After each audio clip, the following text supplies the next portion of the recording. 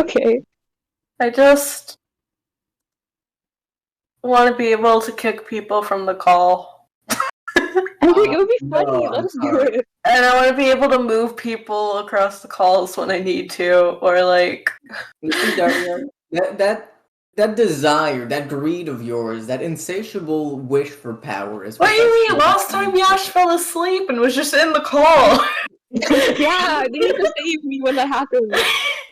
Okay, but think about it. I can do it. Or that you weren't there. That's okay. I wield supreme Or power, that and you time- can't take it away from me. I mean, we could just make another server. Yeah, that time King said something truly cursed in chat, and we were stuck with it there. Yeah, that was crazy. That was an iconic night. I don't know what you mean. I mean, it was funny, but wow.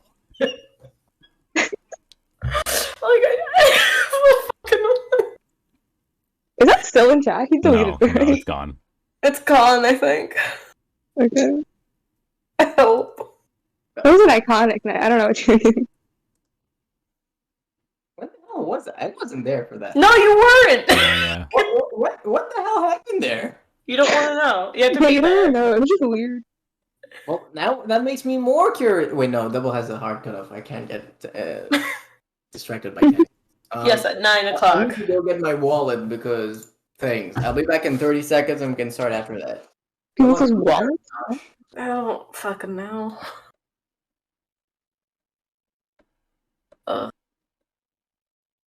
God, imagine having a life. I could never.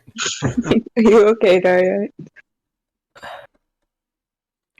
I had my first shift yesterday, and then the lady was like, "Hey, could you work tomorrow?" And I was like, "I mean, I'm busy from 4 to 8." And she was like, "Could you?" I was like, "So I'd have to be early." And then she was like, "Could you work after?" And I was like, "I mean, I could." And she was like, "All right, so 8 to 11:30, like 8:30 to 11." And I'm like, "All right." Bakery? Yeah. It's open till 11? Yeah. It's Or open till are you closing? Well, it's not a Oh, bakery. okay. It's like a cookie, like gourmet place. No. Yeah, like it's I a short could've shift, put it so I right mean, now. got an 8-hour one on Monday. It's gonna suck.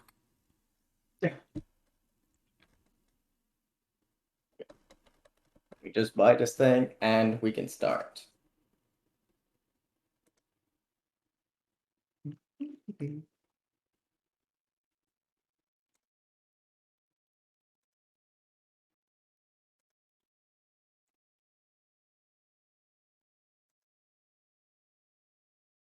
There we go.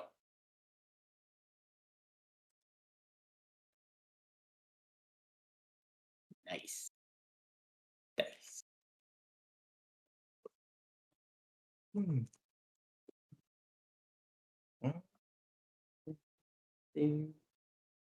Oh yeah, also, we're gonna have to do music a little bit different this time around.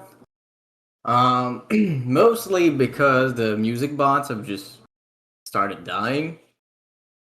Let me just set that up.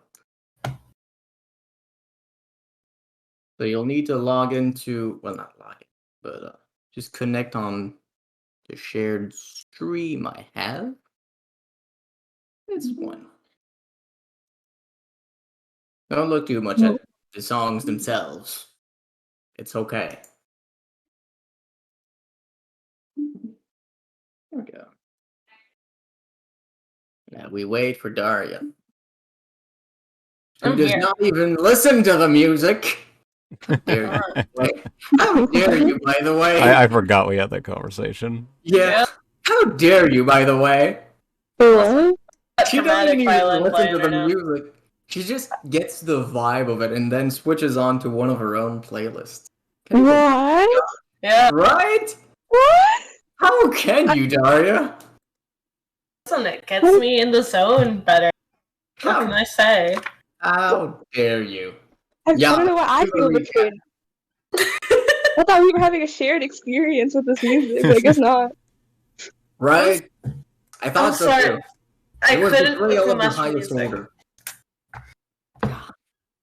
All right, so Yash, you had us off with a recap of last session. Go on. I haven't Uh-huh. even done it in so many days, like so many sessions. Yeah. Okay, you can do it, Devil. You can do it. Oh, Okay. he gets a choice? Listen, Daria, it's nothing against you, but you don't listen to the music. Double, go ahead. I'm not Playing saying right it's now. personal, but it's personal. It is. Okay. All right. So the way we started. All right. First, it doesn't sound that great because okay, above game, I just didn't realize, but in universe, Rayla kind of fell off the elevator, like on the floor next, like behind Andre and Mavis, and they just kind of left her there. They didn't really know that she. Well, like we didn't listen. That's the way we can make sense of it in game. Above game, we just didn't realize.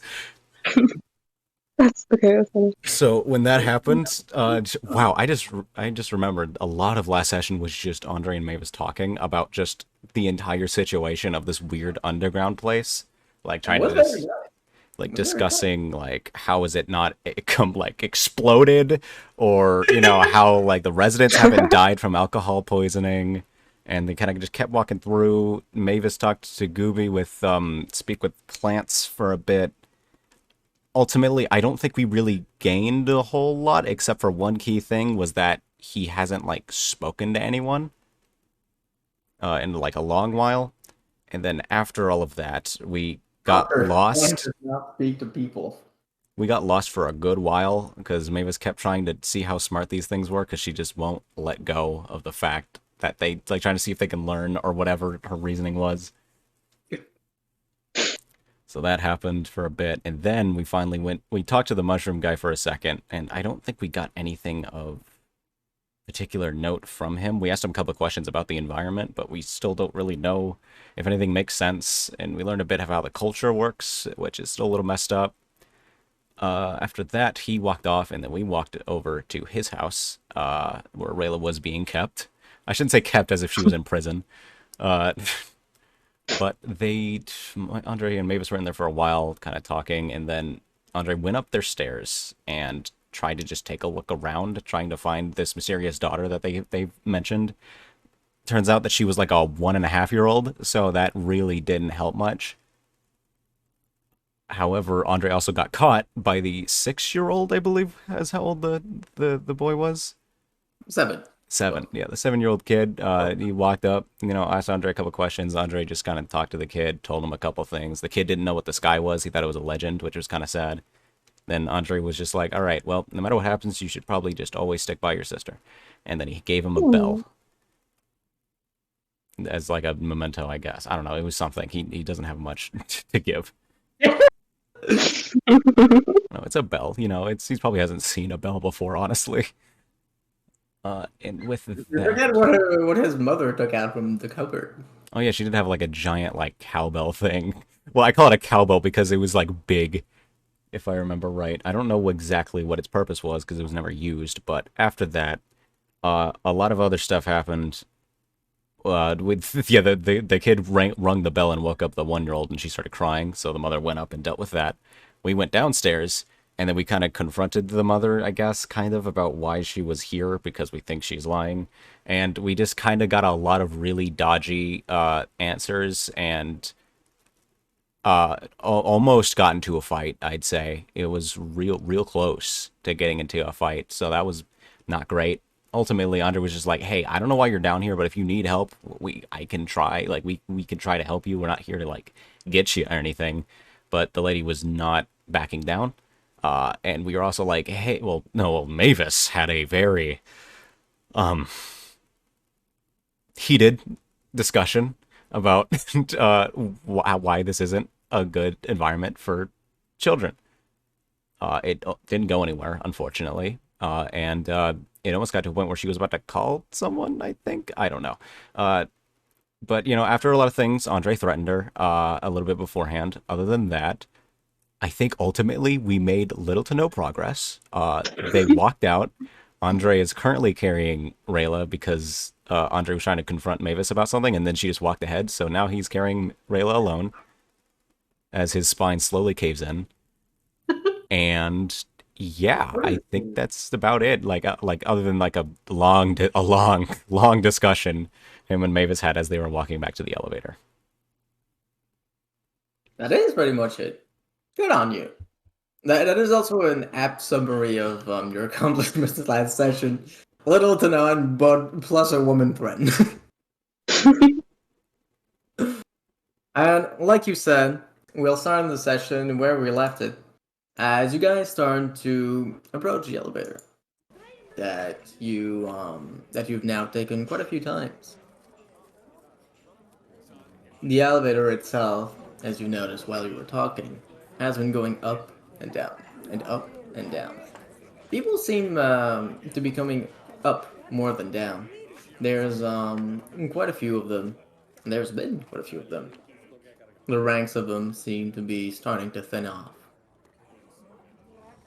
As you've been carrying Rayla, Andre, you've heard her mutter slightly a few words. Not in any particular order. They don't seem so focused. You've heard the word gender, forest, fly, plate.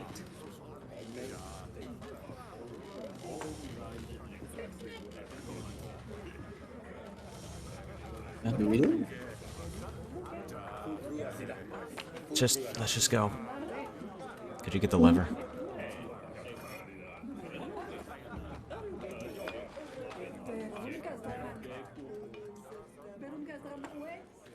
All right, he'll go and just use his foot to hit the lever then. I said, got it. Oh, you did not pick up, so I was like, well. Yeah, I thought you were just leaving him hanging there. Oh, I said, got it. I swear. Classic Mavis move. That's me, sorry. You go to pull the lever, and after a few seconds, the elevator does come to you from up above. It is completely empty. Right. Take a step on. And so Mavis follows as well.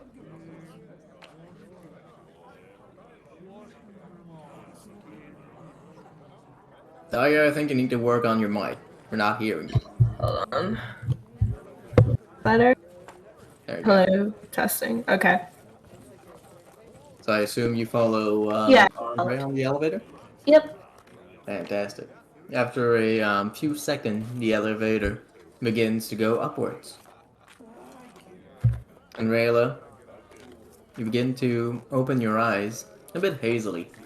They still feel much more pleasant closed. Like it would be much better to just go asleep, or to whatever that was.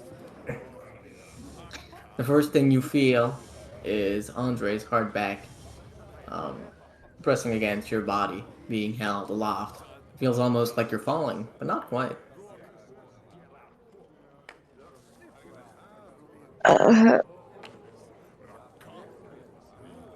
You see, like, Rayla kind of just, like, look around, like, taking in her surroundings.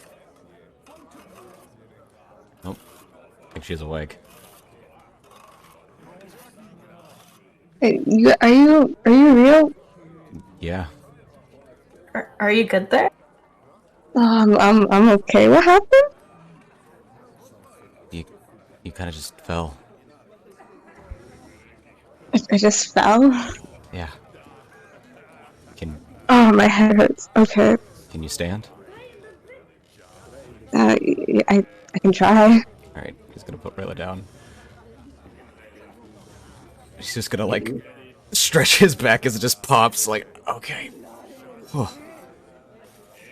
Definitely the most athletic training you've had in a while. Yep. Just like back home. So, did you have any interesting conversations while you're asleep? For once, I didn't talk to, like, a god or anything. I don't know what happened. It was weird. I was like, you guys were there for a little bit, and then you, like, popped out of existence, and then, like, Gooby showed up, and we were like having like a good chat. We talked about like gender roles. It was good. It was good. And then we like flew around the forest. I think it was just a dream. It was good. It was good. It was nice. Well, at least it was pleasant. Yeah. God, why did that happen though? That's weird. Maybe you didn't react well to the fumes? Maybe. What did you two do while I was out?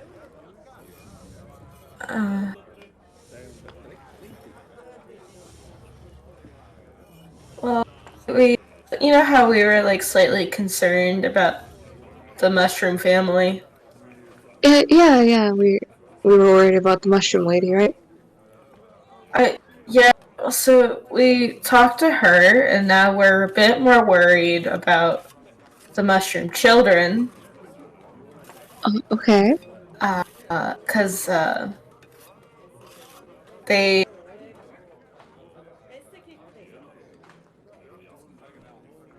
have, like,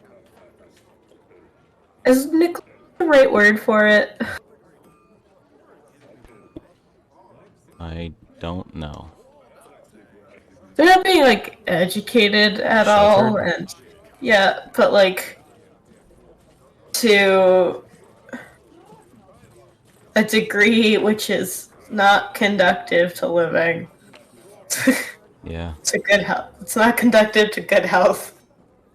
So I think we're gonna mention something about the settlement to the city. See if they have anything in place.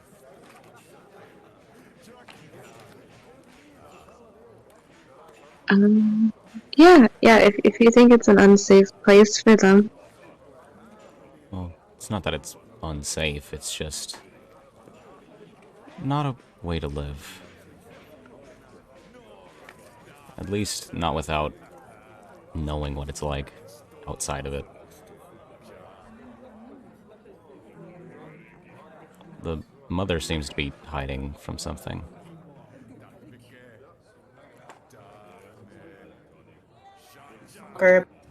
She didn't seem interested. And I don't think she's gonna be very welcoming of us. I'm sorry you didn't get to, like, hang out with them again. It's okay. It's okay. It happens. Maybe I probably shouldn't hang out around there. It's shady. If you want to talk to Gooby, I could figure out a way. You can actually talk to Gooby? Yeah. Oh, if it's not too much trouble for you, then yeah. So, But like, I don't want to. Like, if you don't want to stay here or anything, I don't want to like push it, you know. oh, I'm the one that was uncomfortable there, so. Like, yeah, she obviously doesn't want us there, but like, it's not the worst thing in the world. Okay.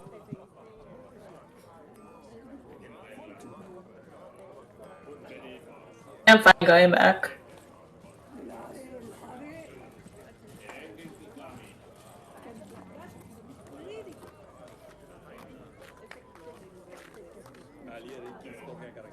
We were gonna find an inn again because we were worried about you, but now that you're up, what exactly is our plan right now? Well, it was to get the mithril, right?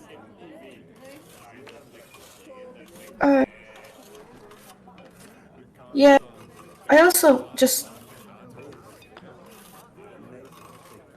Yeah, Is everything okay?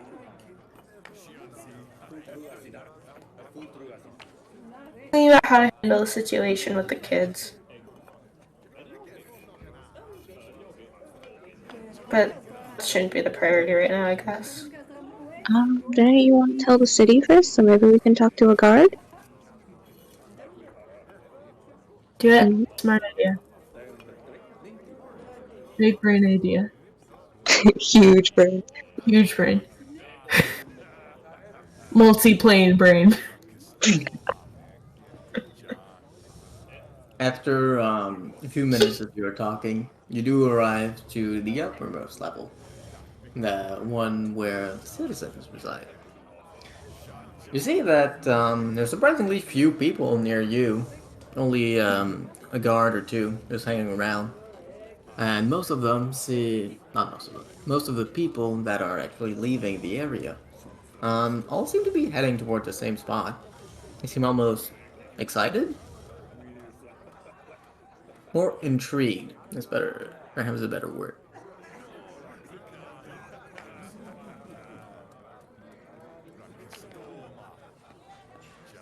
What exactly are we able to make out anything?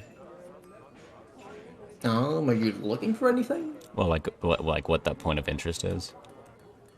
Um, it seems that going down the street, there's some sort of commotion. It doesn't appear to be any disturbance or anything. More like a small event, perhaps. From where you are, you can just barely make out a few people saying something like stage or announcement. No, really, it's just things you can hear people say from very far away. You want to check whatever that is out real quick?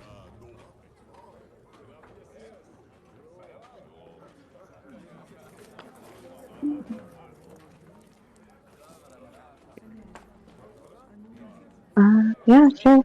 Hello? Oh, there we go. Greetings. Andre will just Oh, start walking over there. alrighty. Alright. You follow the people, and you arrive at a quite hefty mass of people. It has to be most of the city. In this one spot, you see it's a rather wide open area, a circular point that bridges into multiple streets and roads. In the centermost and at the outer edge of it, there's a small wooden stage that's been built up. There you see there's a few people standing. You recognize a few of them. One of them is one of the dwarves, the leaders that you saw, speaking with Guilford before. Behind them, there are quite a few of them, about half a dozen people wearing the same merchant oily crest, that each are standing behind Guilford himself. He's dressed a bit differently from when you last saw him, and his outfit, rather than serving as actual combat gear, seems to be more fit towards noble outfits for presentation rather than defense. The leader himself seems to be talking to the people, making small proclamations about this and that, small motions for the city.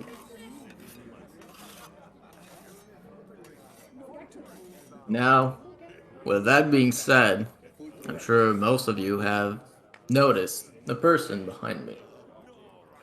He is, as many cities near us have seen, an envoy from Sir Oilen. And today he has a proposition to make to us. And I hope you'll give him a moment to hear him out and consider the wisdom of his suggestion. And he takes a step back. The people all around you seem to be not quite nervous, not quite anticipating, but doubtful, curious. Your reactions are quite varied. None of them seem to be particularly negative or positive. You do anything? Nope.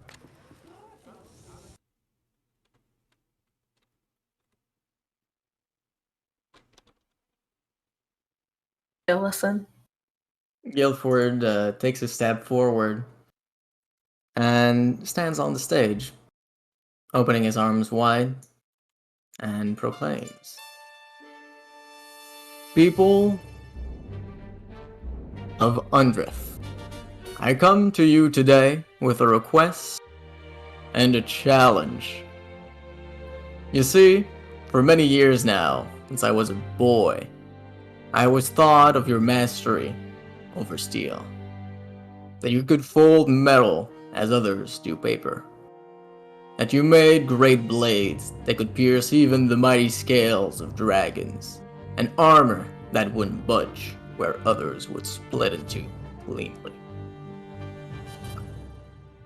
But alas, even now, so shortly after the war, the shorter-lived ones among us are already beginning to doubt your ability. Many claim your fame exaggerated, a myth. And so, I come to ask of you to bring once more your myths to reality, that you reignite the fading fire and show them the true lengths of your claim to your craft. And here lies the challenge I spoke earlier, that I and my lord, Sir Oile, lays for you. In the span of 30 days, we ask of the famed 100 smiths of Hundreth that they make us 1,000 chainmails, 100 of which made of mithril. He makes a pause and looks to the crowd, where a stunned silence reigns. Tell me, will you? No. Can you do it? The silence keeps reigning, people looking at each other, seemingly uncertain. Do you do anything?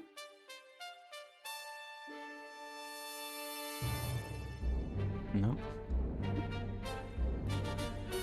The silence hangs for a few seconds, about 15 of them, at which point Gelford takes a step back, his head looking at the ground a little bit. Well, that's disappointing, and he gets cut off by a dwarf that you've seen before, one where Rayla, you've just bought your own armor. Takes a step forward, being cleared from his surrounding by others who step aside. Now hold on a moment, boy. There isn't in this city a single smith so lacking in respect for themselves, their ancestors, their craft, that they would call themselves defeated at your little challenge before even trying. But there also isn't a single one of us who would be so dumb they wouldn't see what you're trying to do.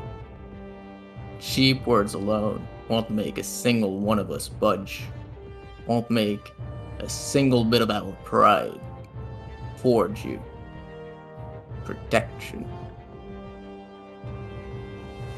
This point, Guilford once more takes a step forward. He seems much more enthusiastic now. Ah, but that's where you assume wrongly.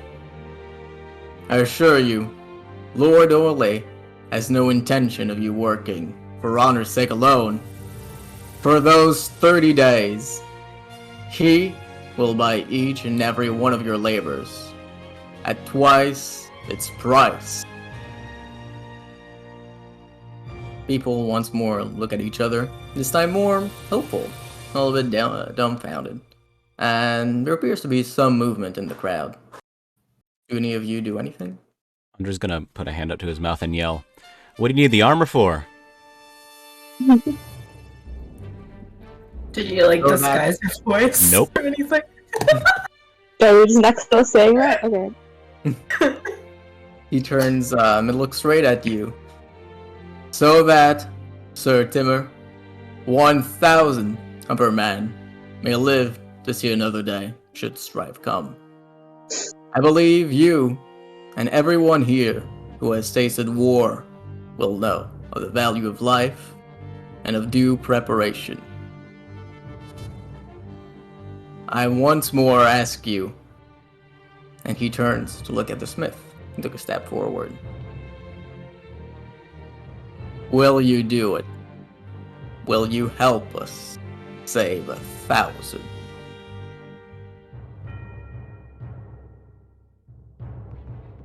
The smith himself looks around him, and you can see that there's quite a few other people who step up.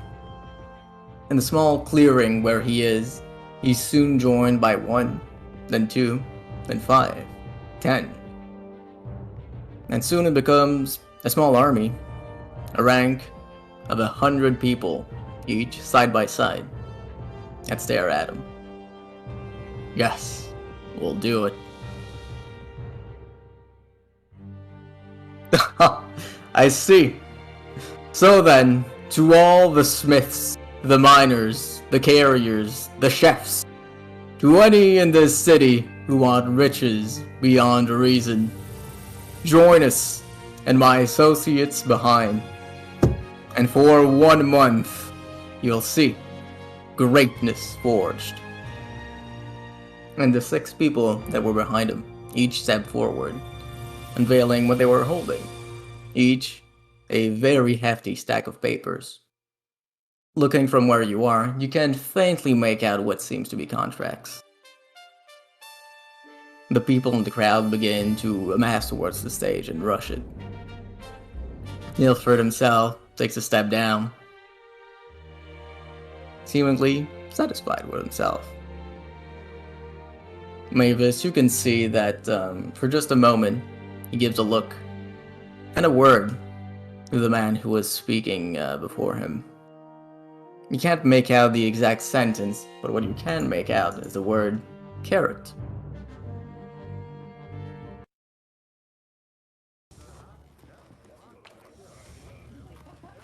The people keep amassing on the stage, and a lot of those contracts are getting signed. A lot of them.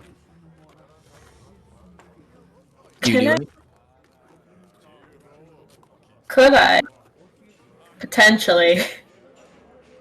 Because this isn't how the spell's supposed to be used. Mm-hmm. Oh boy. Hold on, I'm reading it. Okay, in the direction you choose. Instead of using it as like an attack spell. Are you gonna cast confusion? Could I use Gust of Wind to blow some of the contracts towards us? No. Damn it. Because I could choose. You hold on. We could probably just go up and first it grab blasts one. from you. Fine. Fine. From you. No, it says from any direction. From you in in the direction. Yeah, never mind. I just gotta read a little bit further. Yeah, fine. We could just take one. Like Yeah. they're not going to be upset by one missing contract. Like they didn't Are bring. you sure? They didn't Are you bring sure? just Yeah. enough. It's a Fine. contract. Fine. Fine, let's go grab a contract then. Well. Fine, I can't be crazy. Okay. Yeah, because they might kill us. We can go together. Okay. Actually, I would like to speak to Guilford. As you and try and make your way towards the stage, Andre, you yourself, what's your passive perception? It's not bad, but it's not great either. It's We'd be walking behind him though. it's 13. 13, yeah. From where you are, the crowd is between you and Guilford. You, Andre, you quickly lose sight of him as the stage where he is gets swarmed very quickly. Mavis, you do notice him walking away quite calmly. He's not chatting anymore with the head of the city, and he's just walking away. He seems quite content as he goes into one of the side streets. After a few moments, you do see him appear once more on a small balcony overlooking the area. He's over there. If he's on a balcony up high, then We could just say, hey, Guilford, we want a word, right? We can just do that. Yeah, you're really I was important to him. I was mostly planning to just chat him up a bit, see if I could get anything else, but Alright, let's invite him for drinks then. I didn't want to go that far. I'll drink. Listen, the opportunity's passed for now. Let's just see what we can do. Are But you he's like sure? right there. He's like right there. He's like right Well, He's it's right no, there. He's it's right there. it's about when you do it and how you do it. If we go and ask to have a word with him, if he is up to something, he's already gonna be on guard. Well, not necessarily. Hold on. Okay, and I'm gonna walk up to the balcony. You manage to make your way out of the crown Yeah. and start and wriggle your way towards the balcony.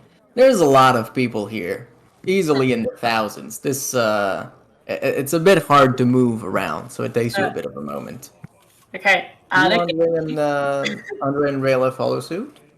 I want to grab a contract if there's any that's like fallen to the floor or just around, and then I want to get out of the crowd. Make a perception check. I don't see shit. I believe in you. I won. Wow. One. Can I? Alright, I'm giving you my... Wait, really? No, I'm not. Not for this. It's Dang. okay.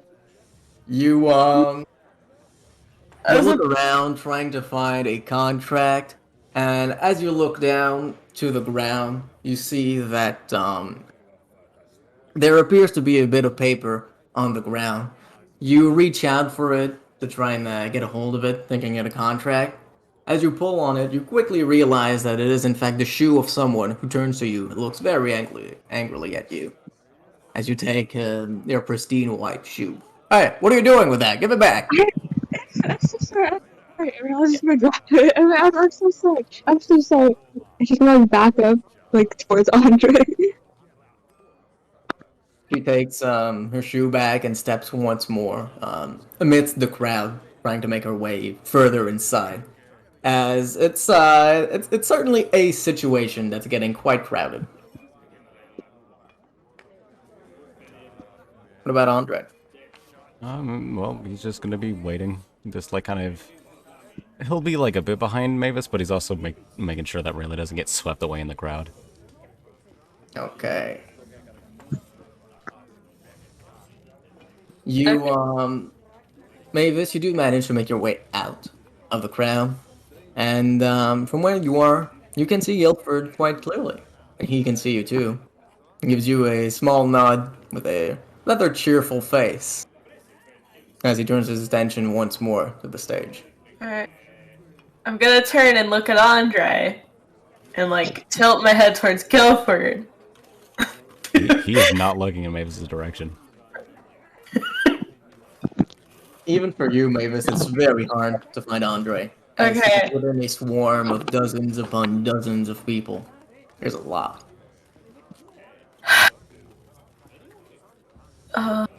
Fine, and I will go back and look for my friends in the crowd.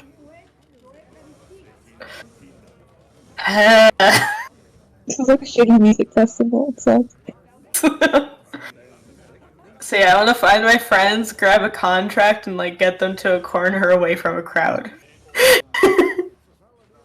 You can find your friends rather easily. For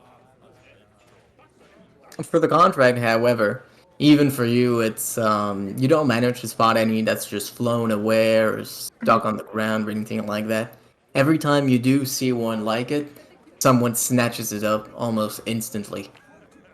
How close You've can I seen get to the- the stage? Right now you're at about 20 meters from it. And between you and it is a wall of people. Completely. Contracts themselves don't appear to be running low in any capacity. Every time the yearly attendance files run short, they seem to just take out more from somewhere. Are you gonna go grab a contract? Would I be close enough to... Would I be able to get within 30 feet, and then I'd like to try to use Mage Hand to grab one? Yeah, you could do that. 30 feet, that's 10 meters. You could try and wriggle your way inside. I certainly will try. He's alive. All right. That'll be acrobatics. Let's say. All right. Let's see.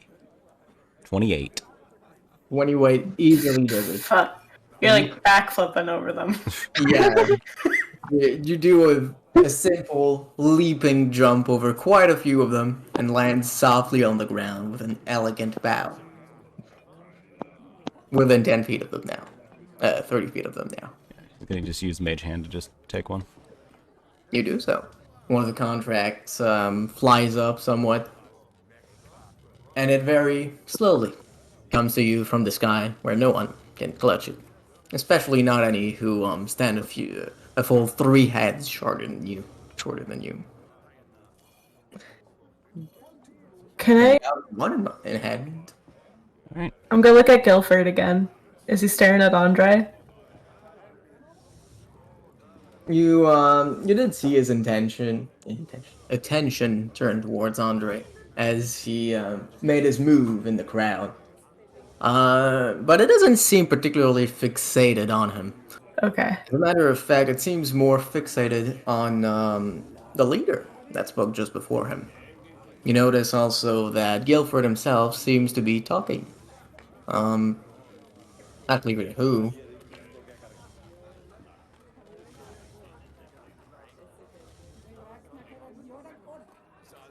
Okay.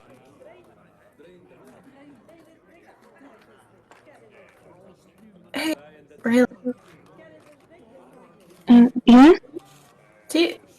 do you like feel like there's anything weird about this? Or am I just being paranoid? No, Again. no, you're right. This is really weird. Okay. I don't know what we could do about it, though. I mean, yeah, but like, is this like a kind of situation where we might want to like leave town within the next 30 days, stay around, talk, somehow get a conference with the city leader, because like something's going on here, but like also, is it really our job to worry about it?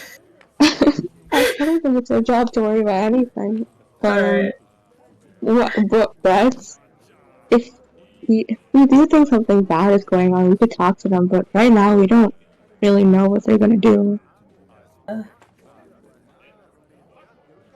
We could try to talk to Guilford, but like, I don't. Would he talk to me and you?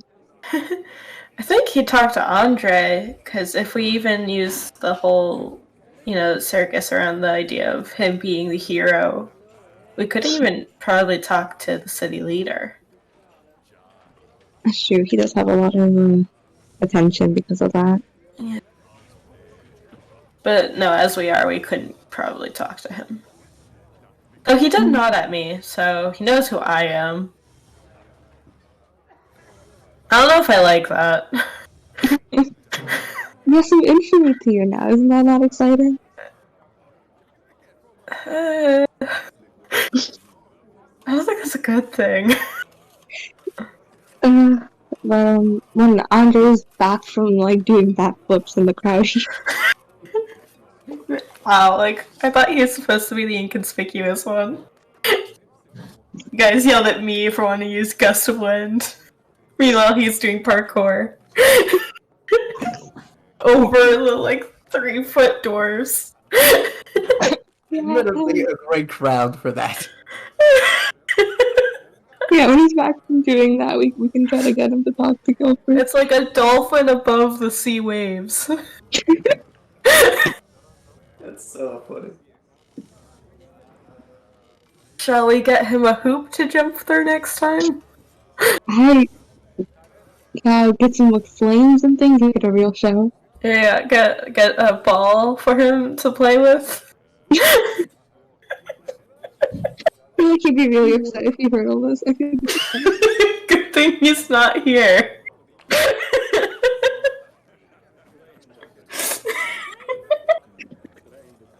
Fuck. I can't think of anything else for this analogy. Fuck. You didn't miss anything double, I swear.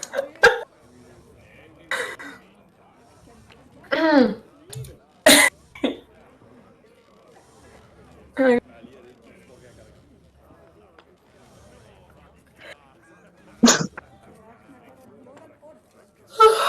right, so Do you think? yeah, where's everyone's position right now? Right now, Andre is well ahead of pretty much everyone as he took a massive leap in the crowd. You've made your way past hundreds of people in doing so, and grabbed one of the contracts. One of them. Rayla and Mavis, your passive perception is 13.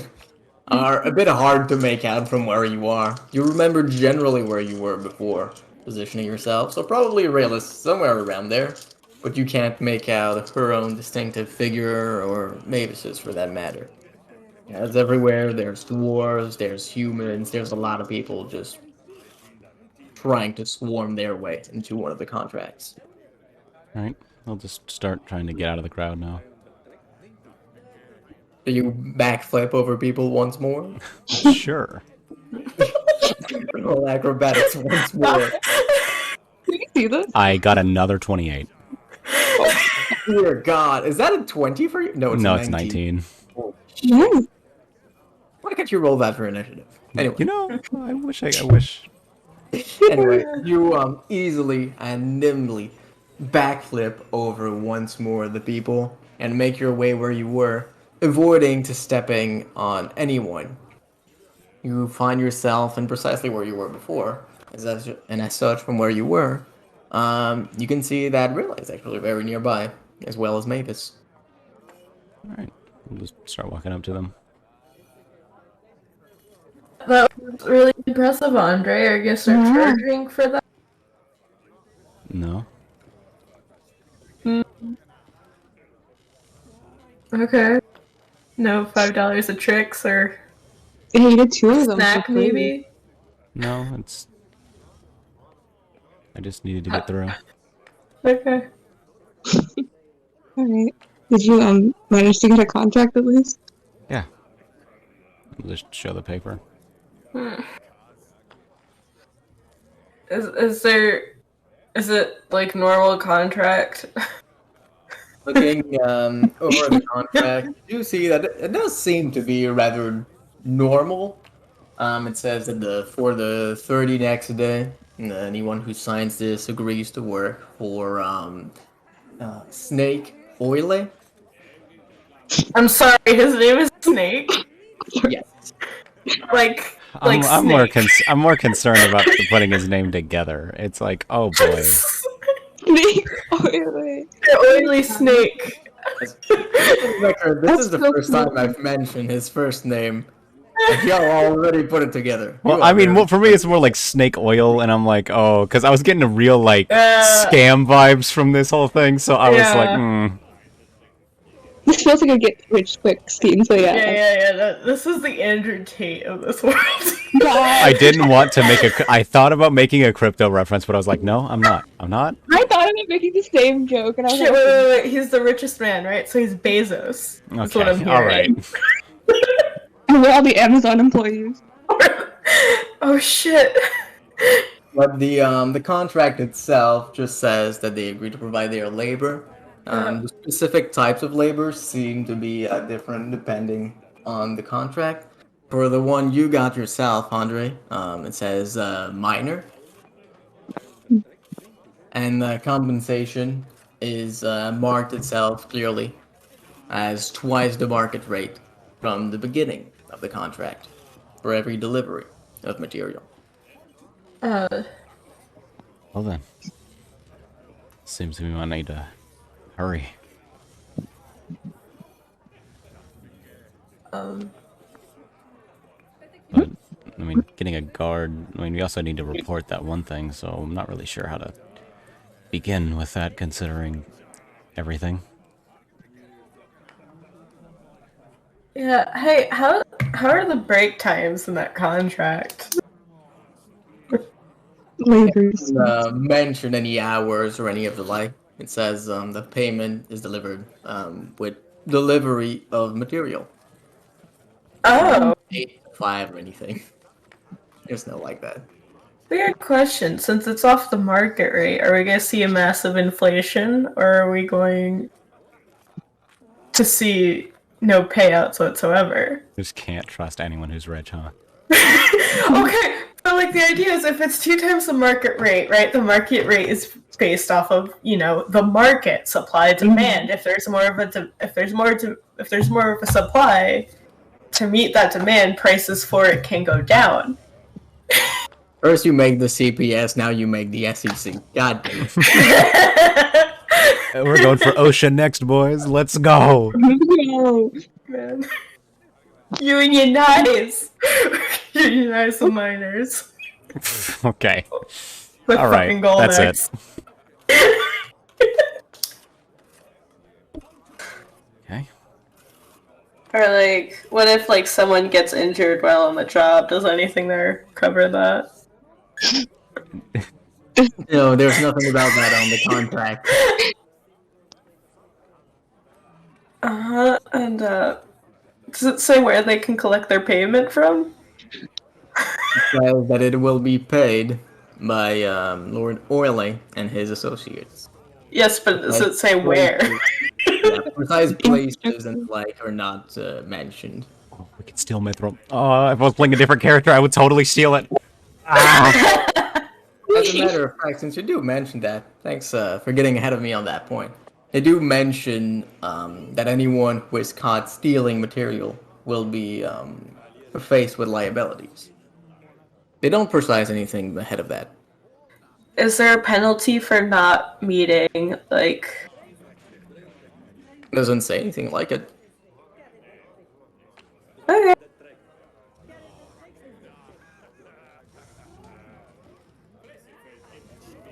Thousand Mithril Chainmail, huh? 100 mithril chainmail. 1,000 chainmail. I see. What do you think they're preparing for? The war. Can we just like leave the continent? Do you know what's out there? Oh. Okay, well, that'll be plan C then. Okay. We have a plan A or B. Apparently. I hope we do soon. Okay.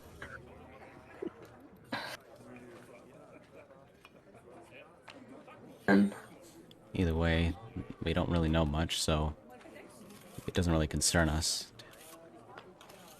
I mean, it might make looking for mithril a bit harder. Yeah. And the prices to get them to do normal labor might go skyrocket because they're already working with supposedly twice the amount they normally would. True. So, like, if we get mithril, it might just be the normal price for armor that we were given when we first walked into that store. That's true. But there's not much we can do about it. We can get on top of the market. We don't know anything about mythical line. So we learn. Oh god.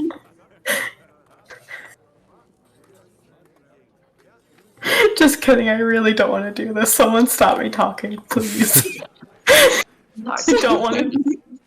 I do not want to do. I don't want to do macroeconomics in D&D. You're going off, and I love it.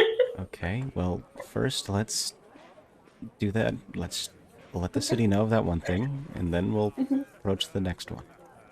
Yeah. Okay. One thing at a time. Yeah, but we have to do it in Andre's name. Like the report? Because your name is more known right now, and also positive. Oh, yeah, you're popular now. So they're more likely to respond to you faster. I guess, but I mean, according to that one lady, I'm also was recently known as someone who tried to commit. And he kind of like looks around. Decide. Yeah, No, you don't yeah. have to say the word. What, regicide? That, no. Oh, please, I don't care. I guess. That lady is probably, like, runaway nobility or something. Right now, your name's positive, and also if they're working with Guilford, which, yes, we know, he's a bit of an interesting character. But he's spoken good of you so far. Yes. Well, speaking So of which, that's... yeah. we could bring it up to him. You want the man that works for Sir Snake Oily to learn about Court Farm underground, where the main product is the quartz. Well, I'm pretty sure they know about it. They were planning to go in the elevator. And they're not planning to do anything about it. Well, then who should we bring this up to then? It's gotta be like some sort of like government office where you can make a report. Well, the Yeah, like, city head was right around here somewhere. That's skipping a few steps, but maybe. I'm not really sure where he went though. Do I know where he is? Is he still on the stage? You can make a perception check if you'd like, but right now you don't see him anywhere. I will make a perception check just to keep this bit going.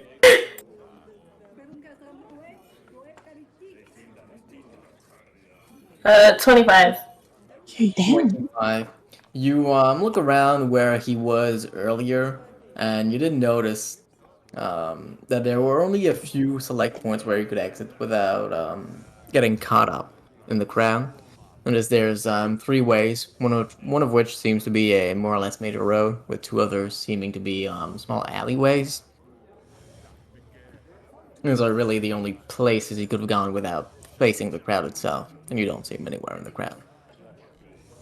Well, unless he went down the 2 alleyways, I would assume he went down that road. Okay. Well, let's see if we can catch up to him then. Alright. Thunder's just gonna start going. Alright.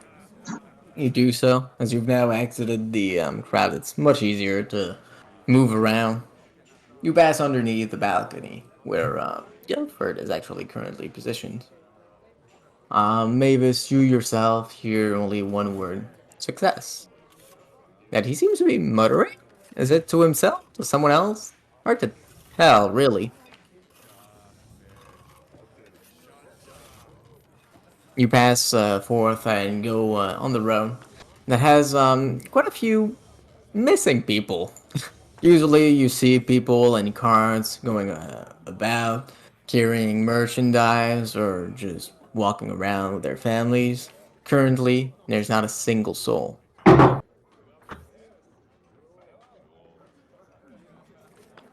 The road itself seems to be rather well maintained, and on the sides, you do see that it appears to be a merchant street, with to the left and right having various shops, most of which have at least one person in them, rarely more.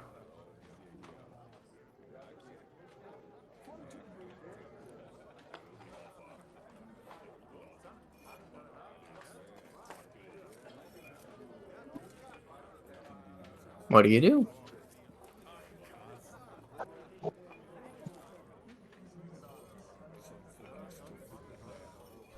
Well, that didn't go as well as I thought it would.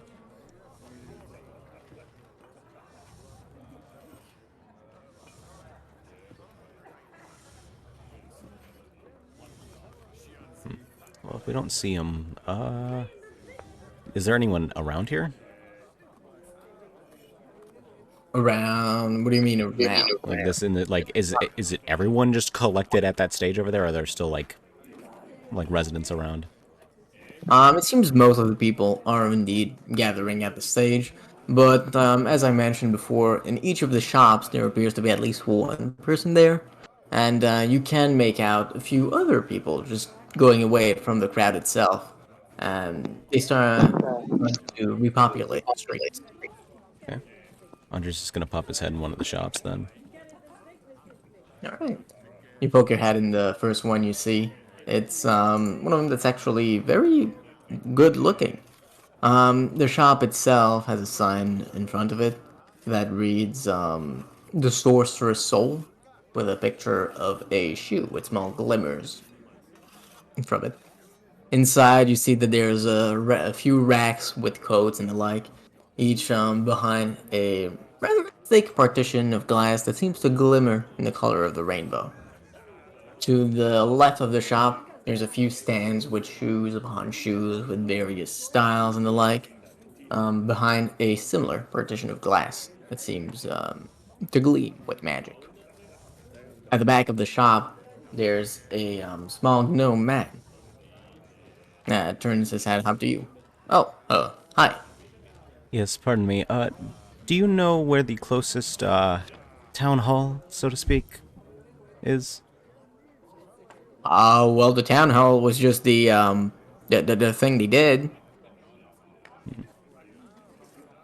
Are you looking for the mayor's residence? Yes, please. Oh, okay. I see. You have to be travelers, right? Yes, we are. Yeah, we don't really have a town hall or anything like that. The mayor's residence is kind of passed through, and that's where people go when there's issues. Look for a building made of pure white stone, and it's one of the older ones. If you follow the road, keep going down the path, and take the first left. You should see it pretty quickly. Okay, thank you so much. And he'll pop back out. And we'll relay that to the other two, and as he's like, he doesn't like stop, he just starts walking and says that as he's going. Uh, um, okay, that's weird, but we can go to the mayor's residence.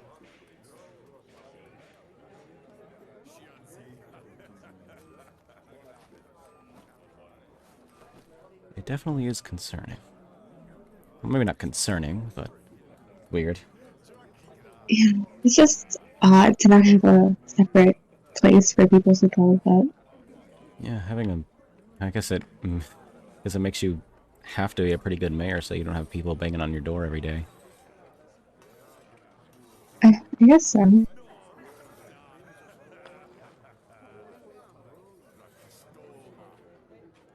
I assume you try and follow the instructions and walk towards that place. Yep. Yeah. All right. You make your way down the street and taking the first left. You do very quickly see a building, like you mentioned, made of white stone that contrasts with the others, which are made of more general, darker gray stone. The building itself isn't particularly big or impressive. It's built a slightly bit higher than most, but really not anything to write home about. There are two windows on the second floor, and the doors themselves are rather worn of a thin sheet of stone that doesn't. It could be replaced. There's a few holes that let you peek out through it. Inside, you hear the sound of two voices talking. They sound a little bit angry, but you can't quite make out the details of their conversation.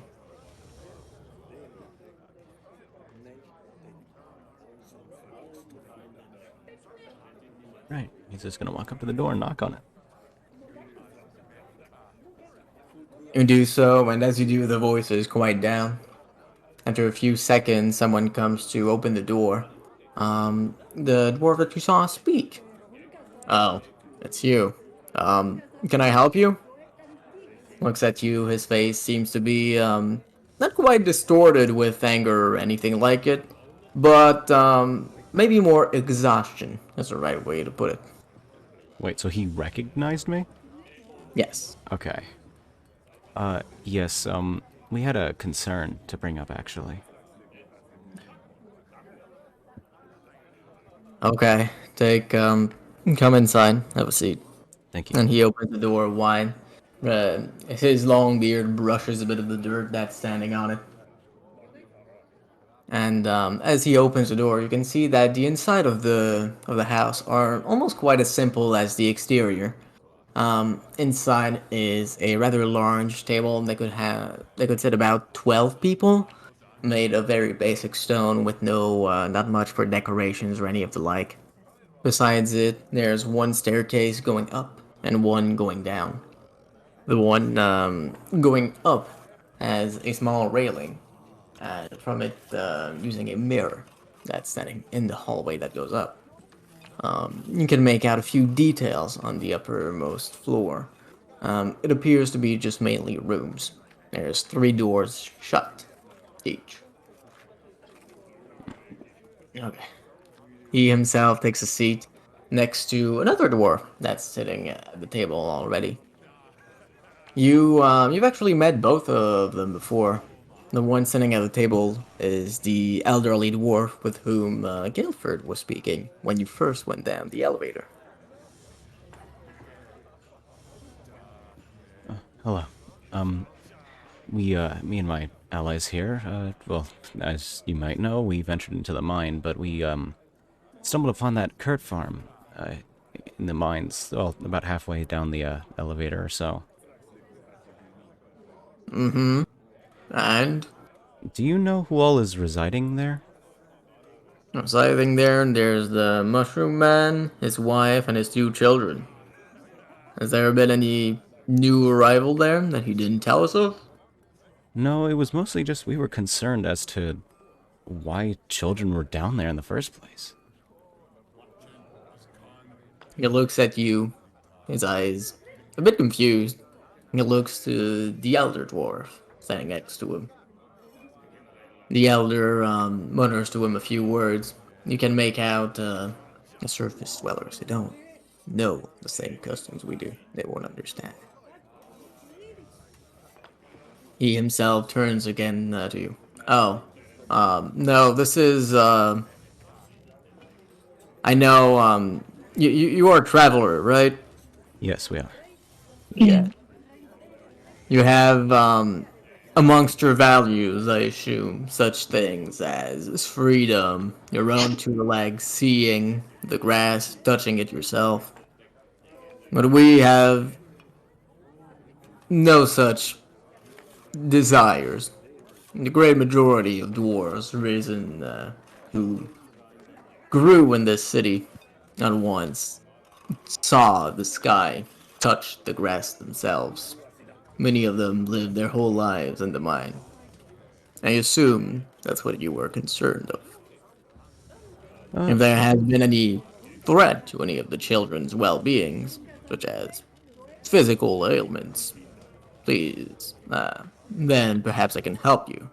But if it's just once more that people don't go outside quite so much, I'm afraid that's just how we do things here. Well, Andre, you mentioned that they're not being provided like an education or anything at all, or any contact with other children. Might be a concern. Potentially. I was also concerned about just the environment itself they're in. It seems they might be fine somewhat. It's just the, if you have been there, the fumes can, get to someone. Ah, yes. We are aware of that. If anyone unprepared steps there, as I'm sure you've seen yourself, as it appears you have all gone there, they can be in trouble of sudden fits of the fumes intoxications, or sometimes also just generic drunkenness. But the mushroom guy, as he calls himself, has shown that wearing one of the cured's appendages on the head does help mitigate that, and has sworn to us that should anyone, like his children, just go out, they will be wearing such equipment. As such, we've seen no trouble with letting them function on their own. Understand. There's, Well, besides some minor concerns I have about potentially one of their children seeming to be in constant distress, but obviously, I don't know them. It could be anything. Other than You raise that, an eyebrow as you say that. what You I have more details? well, obviously, I have some concerns about some of the, well, specifically the Mushroom Man's wife. She, obviously, I'm not from here, so I could just be reading things wrong, but she seems to be hiding something. We were just simply asking a few just curious questions about what exactly the place was, as we are new here, but she seems very defensive. And they keep mentioning how their daughter, around 1.5 years old or so, doesn't like it there, and she seems to be almost constantly crying as long as whenever she was awake, as far as I could tell. But I am no expert on children, so that's my only real other concern that I had.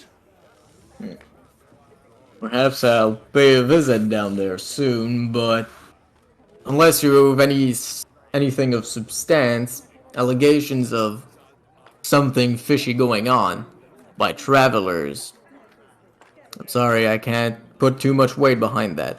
Of You have course, of any course. material proof or admissions or anything like that? As he does say those words, you can see the lines on his face harshen a little bit. As clearly he seems to be judging you, your expression, your movements, your voice, especially the content of your words.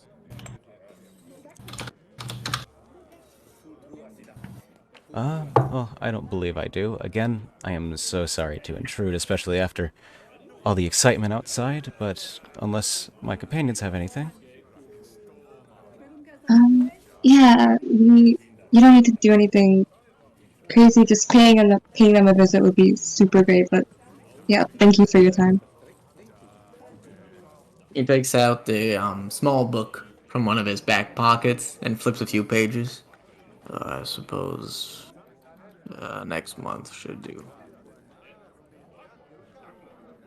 God damn it, so many. He begins to wipe a bit at his forehead. He seems rather exhausted. Now then, is there anything else I can help you with? Have any crime to report? Any opportunities you'd like to mention? Not that you could ever compete with that oily guy. It's gonna cause so much problem. Carrot and stick up my ass.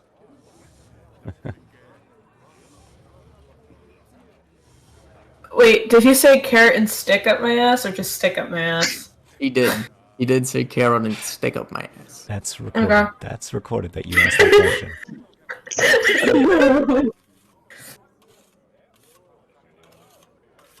That- it's a valid question.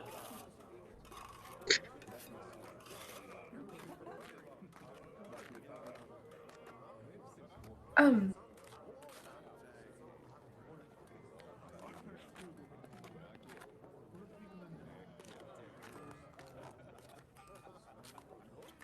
Well, that's all I had to say. I look into that. I think in about 5 weeks I should have time for a visit. So, thank you for bringing that matter to my attention.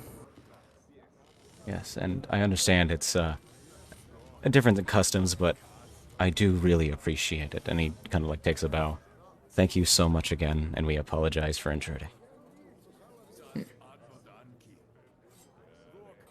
And I assume you leave?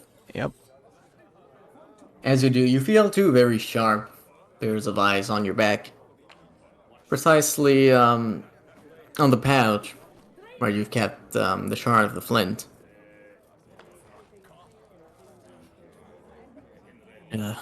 Well, that's done. And I assume Rayla and Mavis follow suit?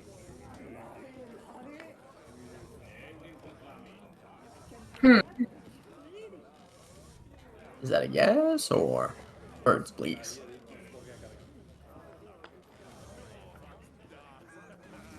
I understand you're incredibly busy, especially with all that came up.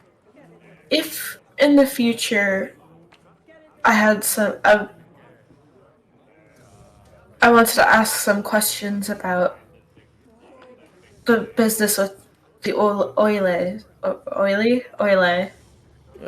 If you've got any questions, might as well hear them out now. I'll be done in a month anyway. Not much I can do to stop it at this point either. Were you against? Of course I was against. You have any idea what this will do to us in the long term? Of course, the merchants and the smiths are all happy. The merchants make money and the smiths prove themselves to the world. But in just a month, our commerce is going to be completely in tatters. Not only that, but it will also be dogs of the oil. The people will be so reconnaissant to them that there's no way we'll ever be able to get rid of them. How are they able to set this up then? Is that Well, isn't there like permits or something they would have to go through? permits? Think I can say no to them? You should know it yourself. You're the ones who took away the flint. Kept them for so long, and then he just swoops in, takes them away, and gives it to you. Pardon?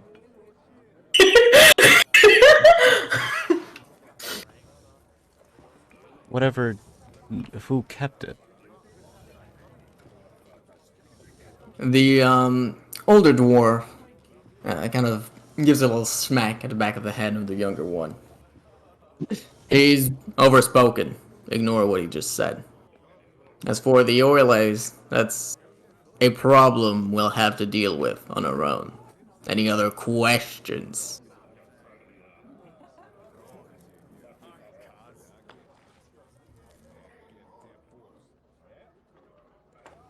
I do not.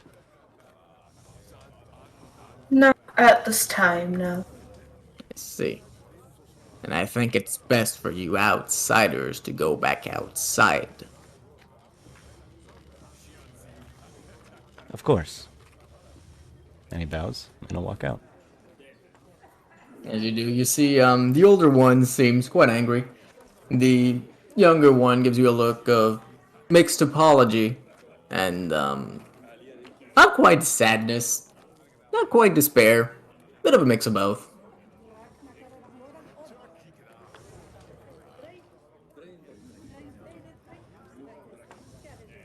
Huh. Oh man, now I'm a little freaked out. It's like, wait, did he allow us to like go in and take it? I think we might need to speak to Guilford. Yeah.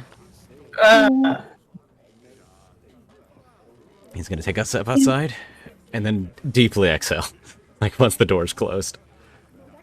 Man, Surprisingly exhausting. that was freaky. That's a bit weird. Yeah, I didn't know the Flint stuff was a... Known? Yeah, well, I mean, considering he's the town lead, I guess he would know. Apparently, Oile's crew knew about the shard as well. And he said they gave it to me. But why specifically me? Did they know we were coming?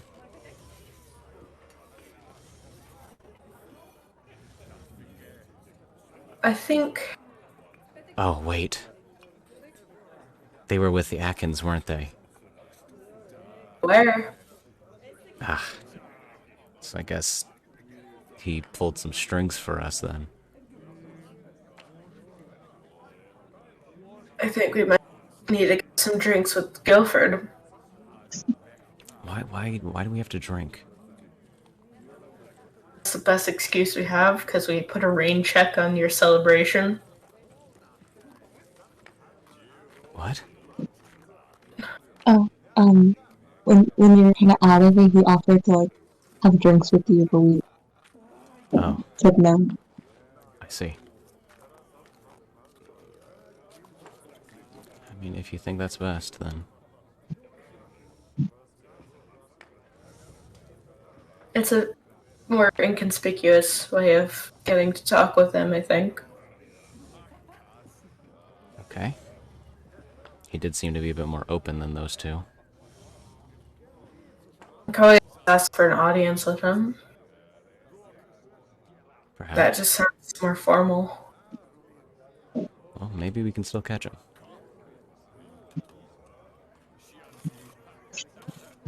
Seems very thrilled about this competition.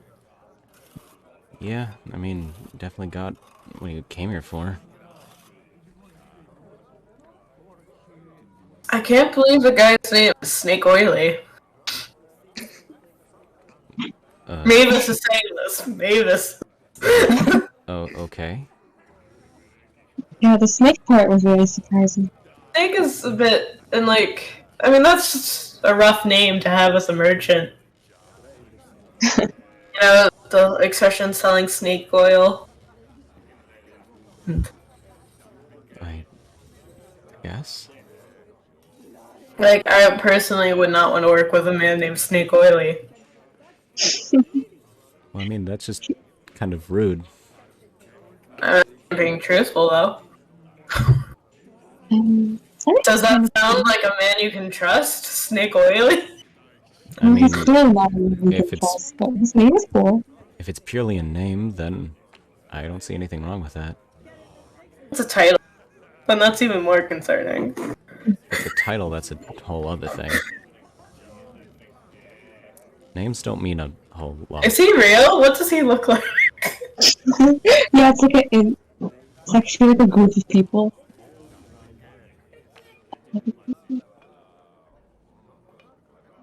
What if it's just Guilford in disguise?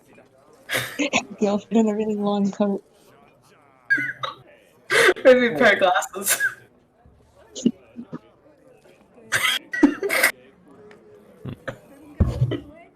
Certainly an interesting theory. Okay.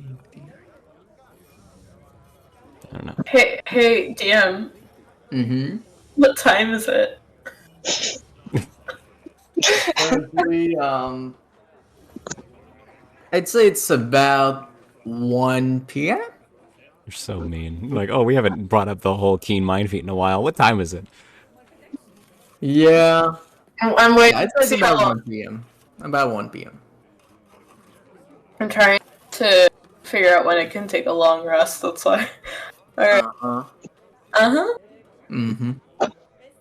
What, I really want that locate object. Whatever you say, Mavis. Uh-huh. If that even is your real name. It's sure is.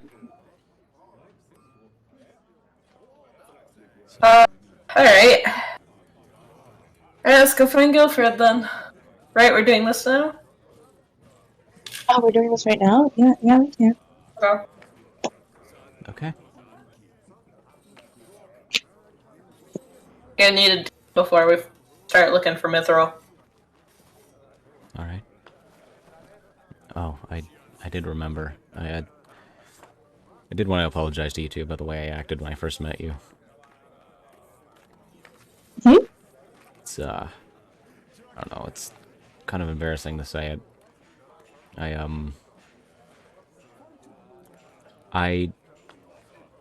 That was, well, it was me, but I was acting, so to speak. Acting in what way? I copied someone I used to know. I just thought if I acted the same way they did, I would have figured some things out. Obviously, I sorely misunderstood them.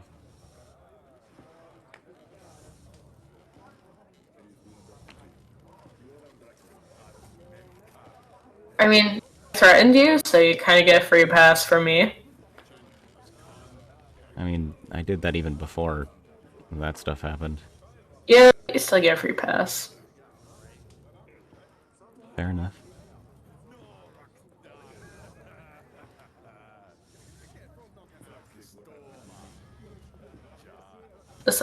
If you can put up with me and my bullshit, I'm willing to put up with you and yours. Okay.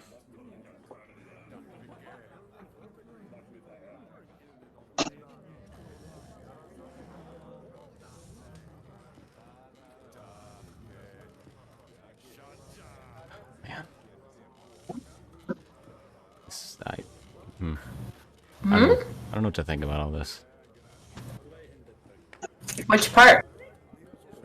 It just seems like we keep going in one thing into the next. I don't know. Let's just talk to Guilford. Yeah. I mean, if we had a job, we'd probably have more direction. Potentially, but what we're trying to do after this is just go back to the thin day, right?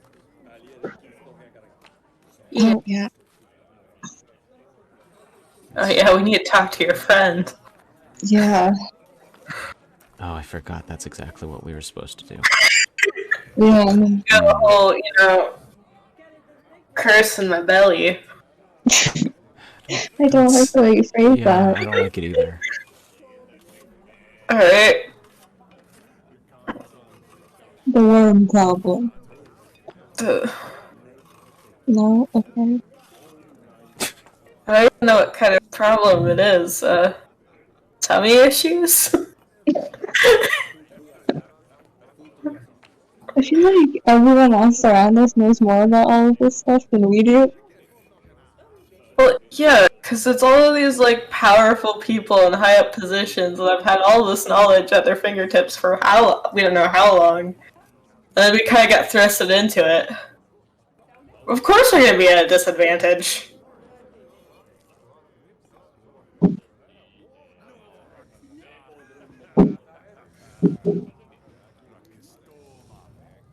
Love it.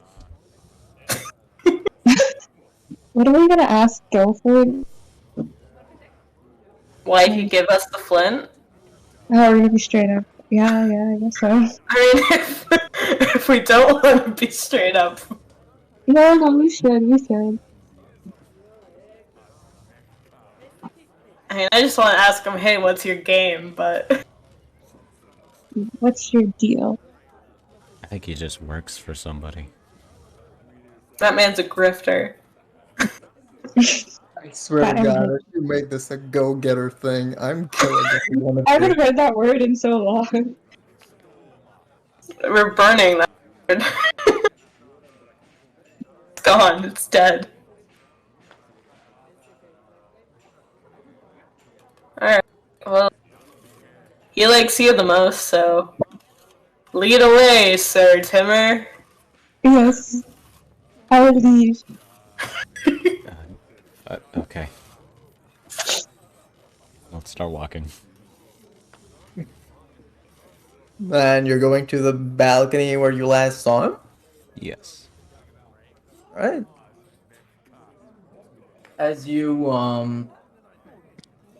go back down the street, you see that it is starting to be once more populated. There's a lot of people with the sheets of paper, a lot of people hurrying to various locations. You can see that the people themselves do seem to be rather diverse. Men, women, old and young. There doesn't appear to be much in the way of discrimination, or perhaps more standard. You eventually arrive at the balcony that's overseeing the platform where it happened, and the platform itself has now almost emptied of the crowd. There's about 60 people left, just talking with a few oil people. Mavis, you yourself can make out a few details. They're asking about payments and the like. Looking upwards, you see that Guilford himself is sitting down at a nice decorated table and seems to be enjoying a nice meal. He doesn't quite see you as you approach.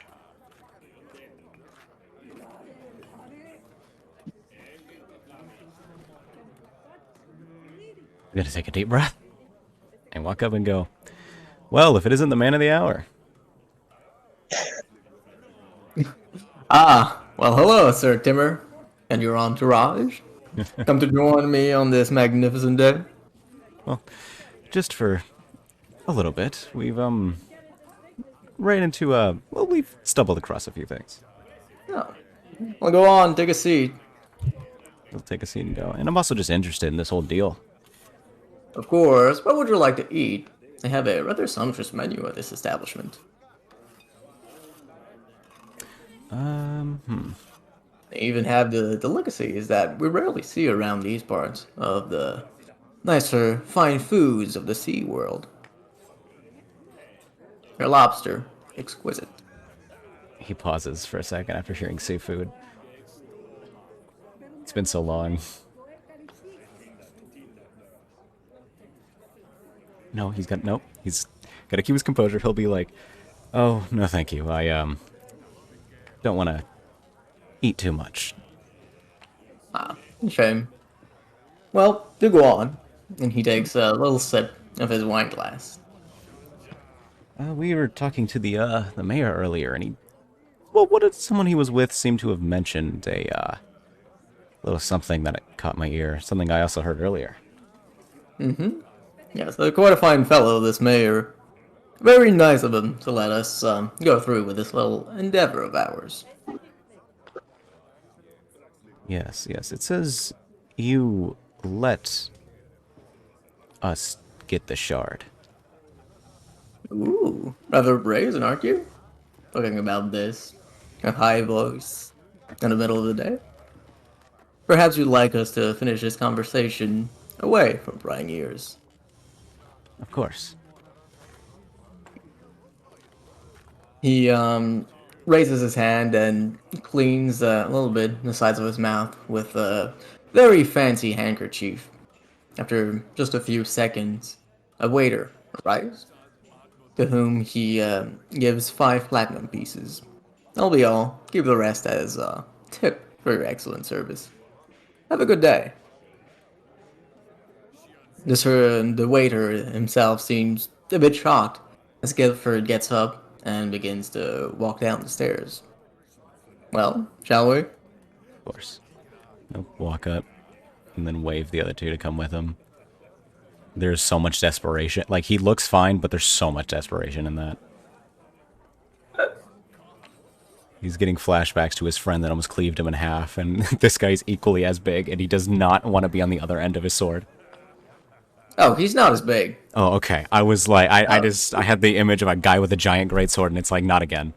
Oh no, he is big, but Yeva was barbarian big. He is knight big. Okay. There's a difference. Still terrifying. He's well known, but he cannot crush your skull with his thighs. All right. However much you might want him to. What's the point? Yeah, I don't want to be in a room with this guy alone. Like, it's mostly because I just don't know what he's trying to do, and you know, one thing he might be trying to do is murder me. So, For whatever reason, I'm picturing it's like you two sitting down, and then me and Rayla in the back, like we're like bodyguards, like just standing against the We're wall. standing up behind you. Yeah. that would mess with him so much. I mean, Rayla would be a comfort. Me, probably less. He's just not used to having like bodyguards. We're your crew. We're your whole No, he calls does. your entourage. Yeah, I had to stop myself from being well, they're not my entourage. It's like, no, we got to just keep the momentum of the conversation.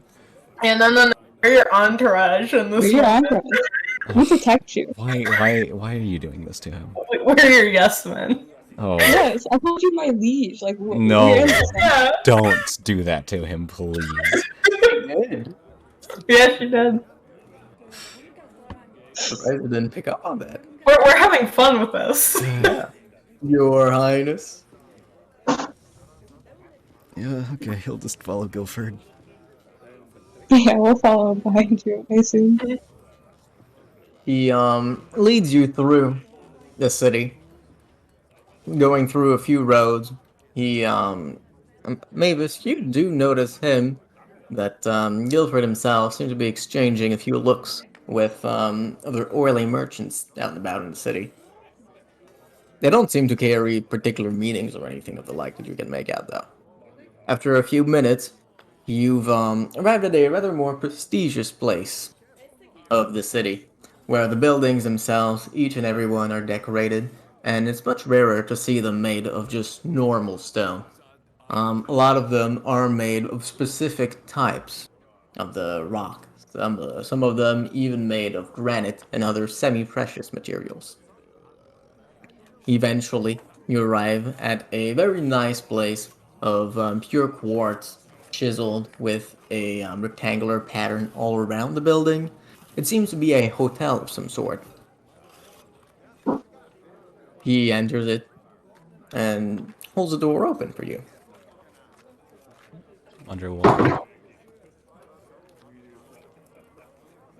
I assume Rayla and Mavis follow suit, right? Yes. Yep. You enter, and he closes the door behind you. You see that you're in the hall of a rather prestigious hotel. The even the desk behind which the receptionist, dressed in very fine clothing, is sitting, is too made of a very nice black granite.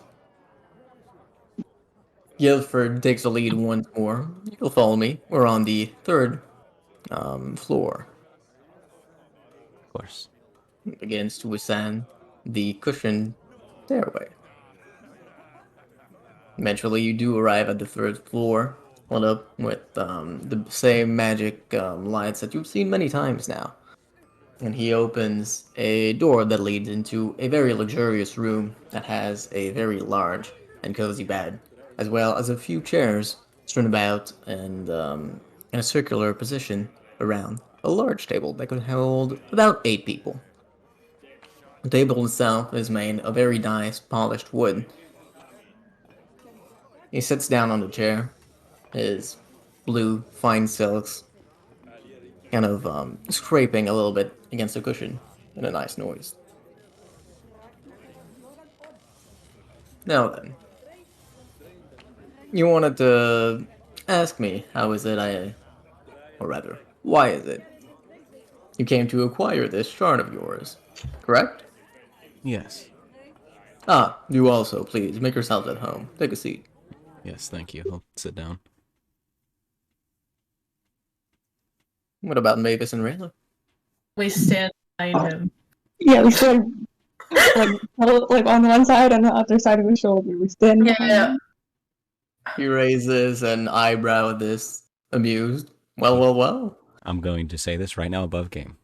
You two chose to do this.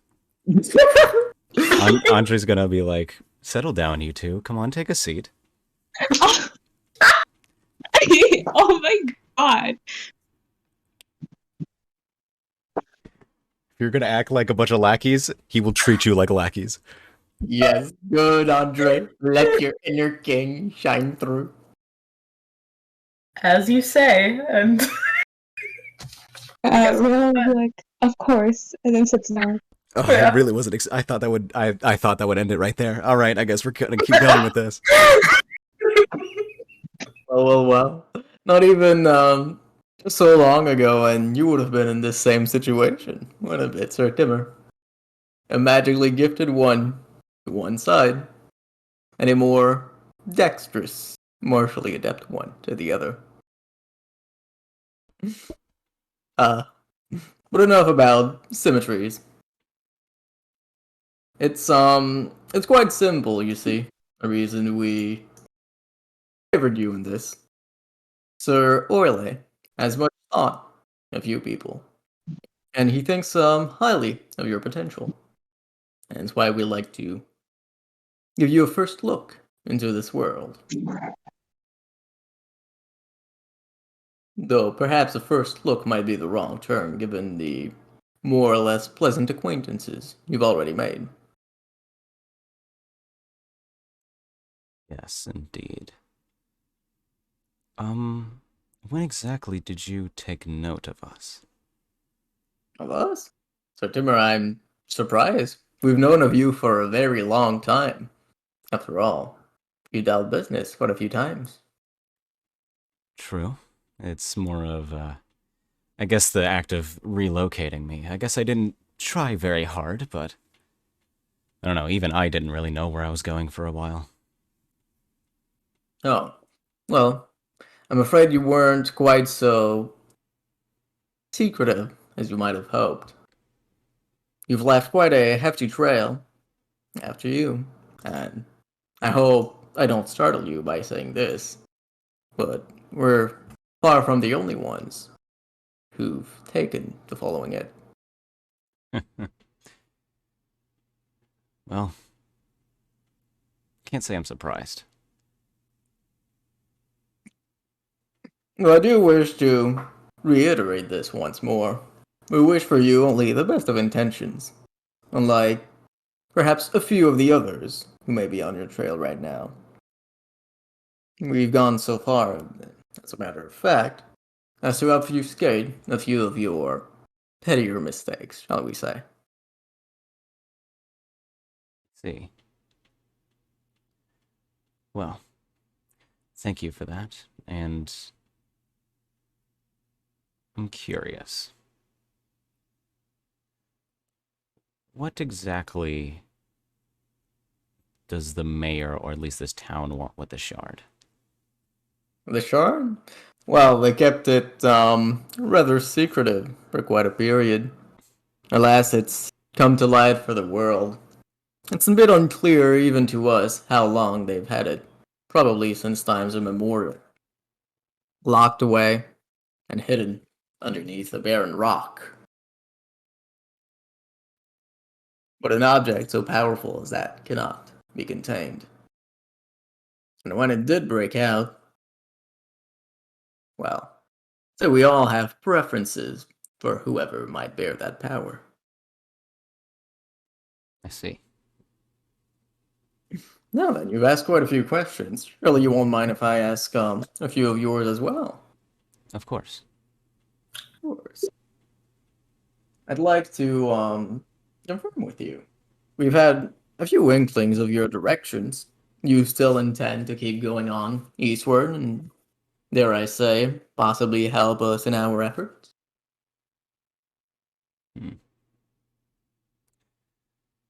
Oh man, why? Man, I shouldn't have played a bard. I shouldn't have played a bard. I should have just played a fighter like I typically do. So I could have just been silent and sat in the corner and kill things. All right. Yeah. All right. Yeah. We'll go. Unfortunately, no. We have some urgent business that came up, so we'll be heading back west. Ah, going home, I see. Yeah. Well, allow me to give you a friendly bit of advice if you do intend to go back to Ralathond. Avoid being seen. The Queen herself has already made a proclamation. You are, and have been, exiled, and are to be captured on sight and killed. So I do suggest you don't poke the bear much more. She has always had a rather hefty temperament. You could say that again. Yeah, she did inform me the next time she would see me, I'd be dead. Ugh, she could never make it easy on me, huh? Well, I dare say you yourself may have put yourself in this situation, Sir Timur. Betrayal of one's liege is a crime very highly paid for. Very His true. eyes turn much more serious, almost cold, as he says that. Quickly, though, they brighten up again, warming up. Very true. It was a strange time. Either way, thank you for the little of advice. Let's see. Tell me also, Sir Dimmer, what is it you intend to do with this powers? This power you've now received? Well, for now, I'm not too sure.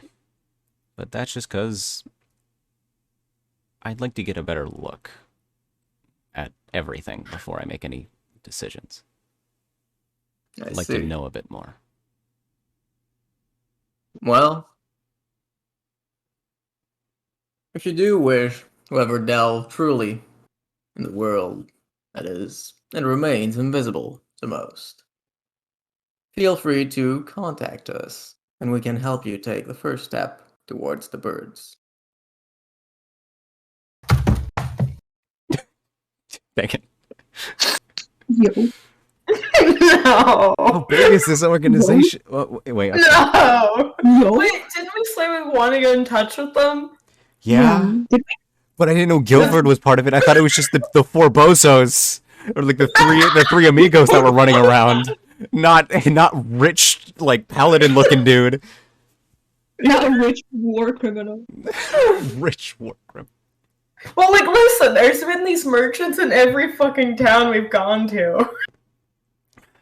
Oh man, we ran to the Men in Black. Oh no. Oh my god. What if we have to, but the only way to, like, figure anything is, like, we have to take them down from the inside, is all I'm saying. To take them down, we don't even know if they're like evil. Doing. Yeah, I don't know what they're doing. How else would we find out? I don't know. I guess that's true. Just, yeah, getting in business with them makes sense. Oh man. I wish I had like telepathy or something so I could ask before I do this stupid thing. Okay. I'm just gonna be like, oh, I How see. fasting. I believe I've read about it. His eyes turn very interested at you. And he quickly scans both you, as well as Mavis and Rayla, trying to ascertain how you feel. As he tries to insight you. If you'd like to contest, you may. No. Are we ready to contest? Yeah, contest, it'll be persuasion. Okay.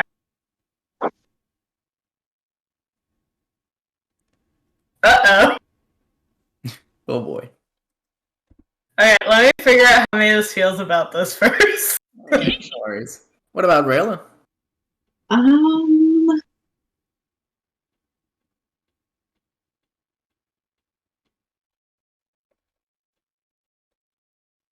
I'm not going to contest it.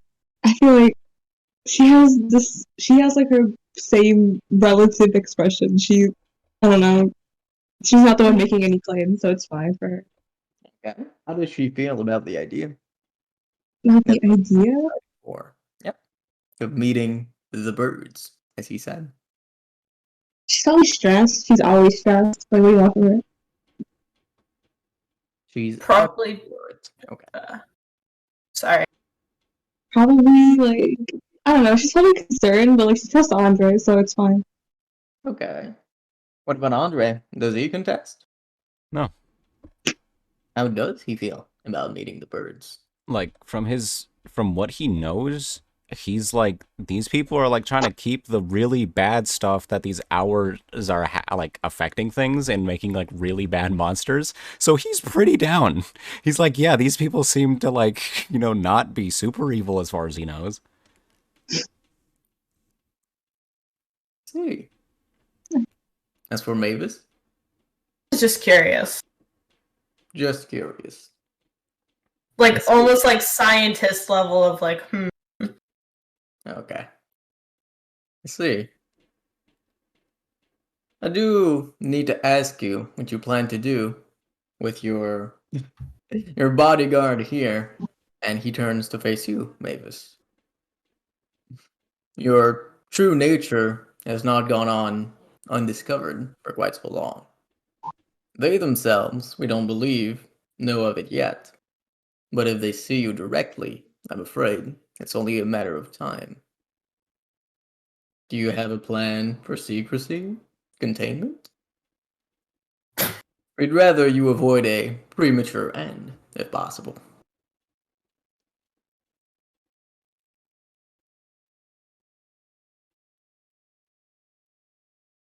I'm sorry, they? Mm-hmm. The birds, of course. So you're not...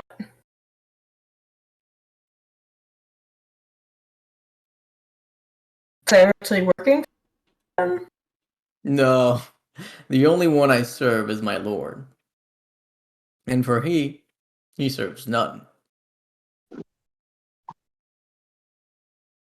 The birds are certainly a powerful organization that cannot be rivaled in the invisible world. But, furthermore, mortal claims for the world which all four of us walk, for the world that millions on this land walk. It is a matter where the birds themselves have much less to say, and much less to claim.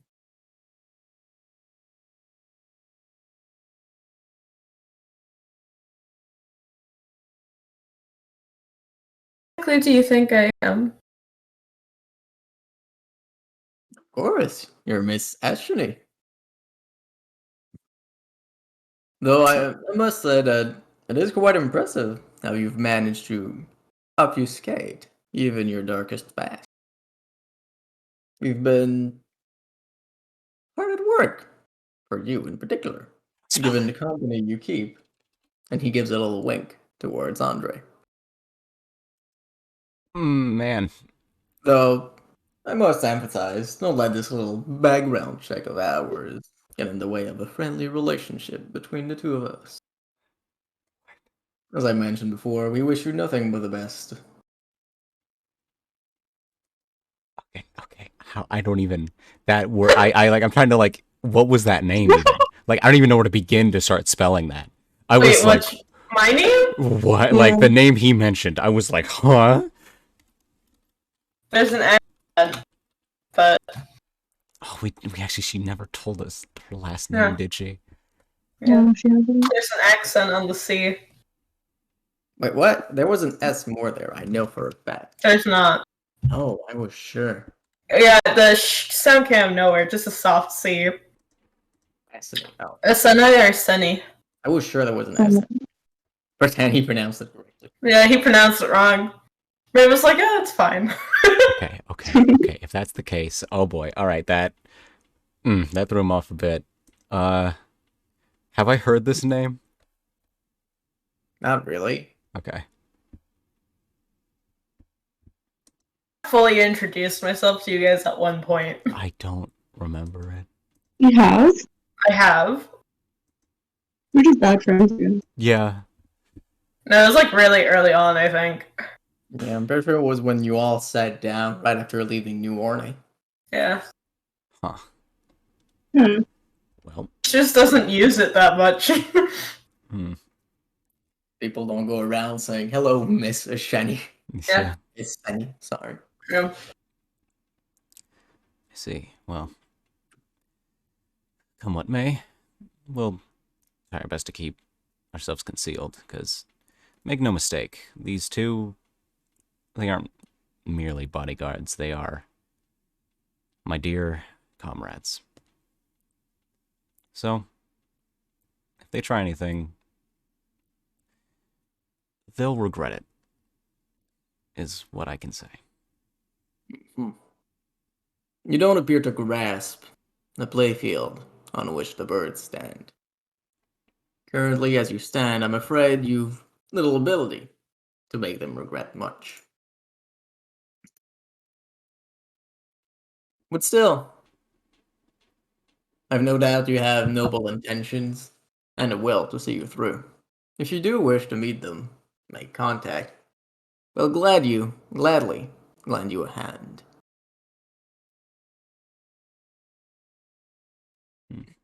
But when I say this, not in my capacity as a servant of Lord Oile, but as someone who does somewhat admire your prowesses so far.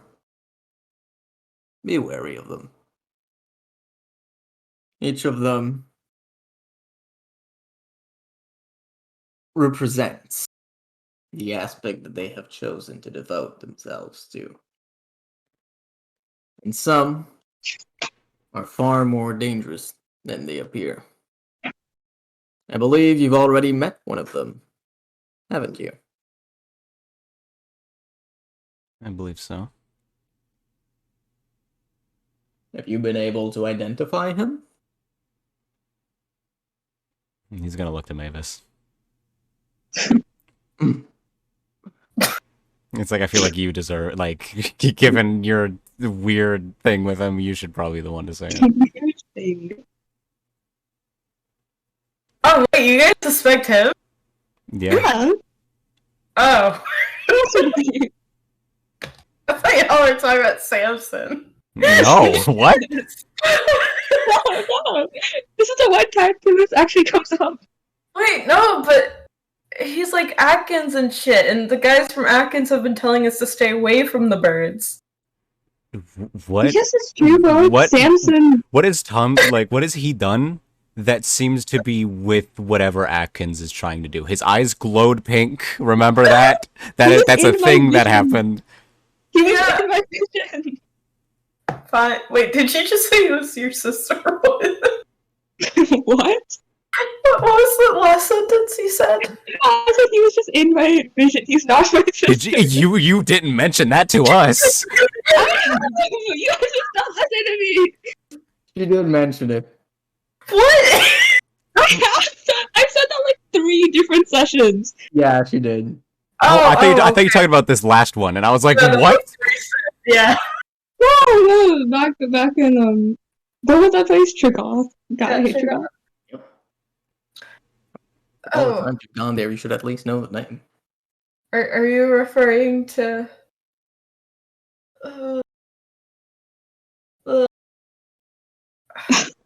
was it current head of Trigoth? The current head of Trigoth. You have a name to go along with that? I don't. Oh fuck! What was his last name? Did he give us? Yeah, he had a last name. Yeah, that's right. Keen mind. Wow. Yeah. Listen, I just remember Tomas. Okay, wait. What happens to Trigoth stays in Trigoth. That's the old. This is not Vegas. No, it's Vegas. What gambling? I mean, you did gamble for your life pretty hard for that one time. Yeah, I'll take that. Yeah, it's alright. Wait. No. That would have been the first. That would have been the first time we met him. Mm-mm. I feel like you can get away with just saying his first name.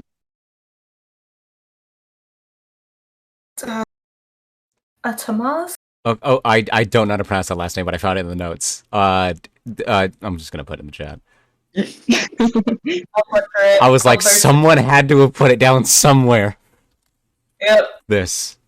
Bly used to take really good notes, so it's probably him. Yeah. A certain Tomas Urthranus? A bit unrefined. I believe it's pronounced Urthranis. But yes, you indeed put the finger on the My proverbial. French. I don't think that's Bless you.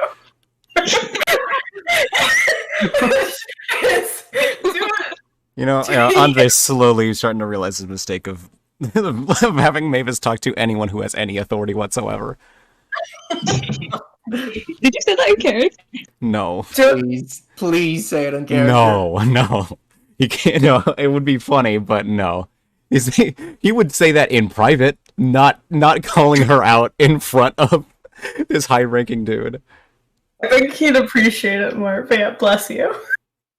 Okay, so you did say bless you in I character. did say bless you. I feel like visibly cringe a little bit. He smiles a broad smile. I see you're quite as quick on the retort, as I've heard. But yes, you are indeed correct. Famoose does indeed work for the birds in some capacity. He's, as I believe you've already, well, or at least I hope you've already figured out, a servant of the secret histories. Are you aware of what that means? I think I only talked to him once, so I don't think Andre could say. Or I've talked to him maybe twice. The first time I saw him was after I got knocked out and was freezing cold. The second time was the conversation in his weird basement secret area. Yep. I don't. Are you almost TPK'd? We did not almost TPK. Alright. Well, anything I have to say about him, I do not believe is for polite company. Don't you fear there, even among the birds, there are few who abide by Thamoose's temperament.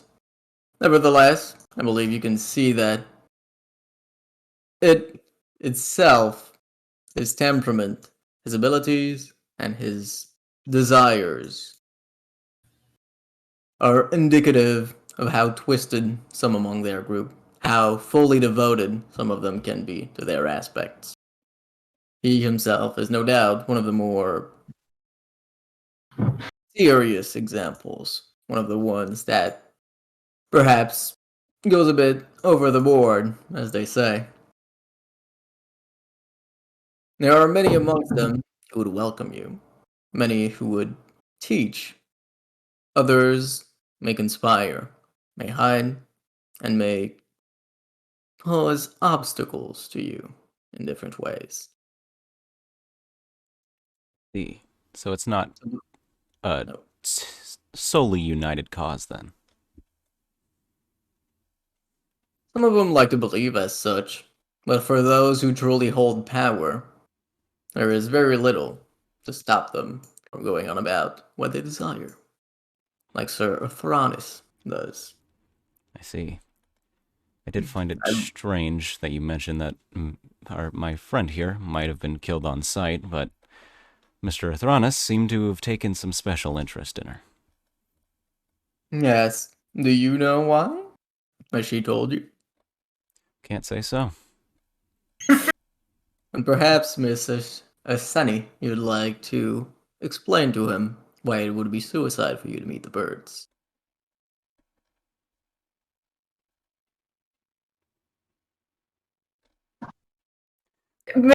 Confused at first, and then she's like, "Oh shit! I've been meaning to talk to them about this." Oh, can you just like turn around for a second and like cover your ears, please? I'm afraid you're in my room currently. I understand that, and you obviously know what I'm about to tell them, but for my own self-confidence, would you please turn around and cover your ears?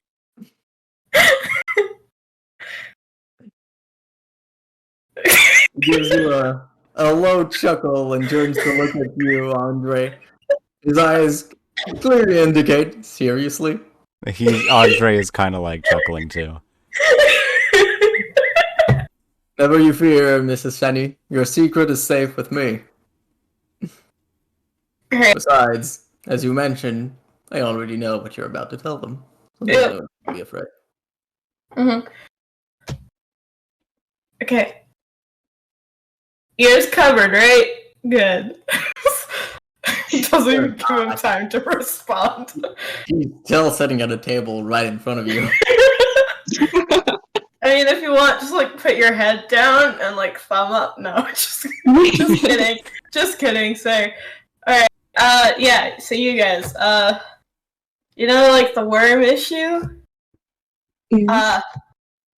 For like every now and then they kind of like fall from me and you know, squiggle into the ground. And I can't really stop it. So you're like decaying? It's one way to think of it.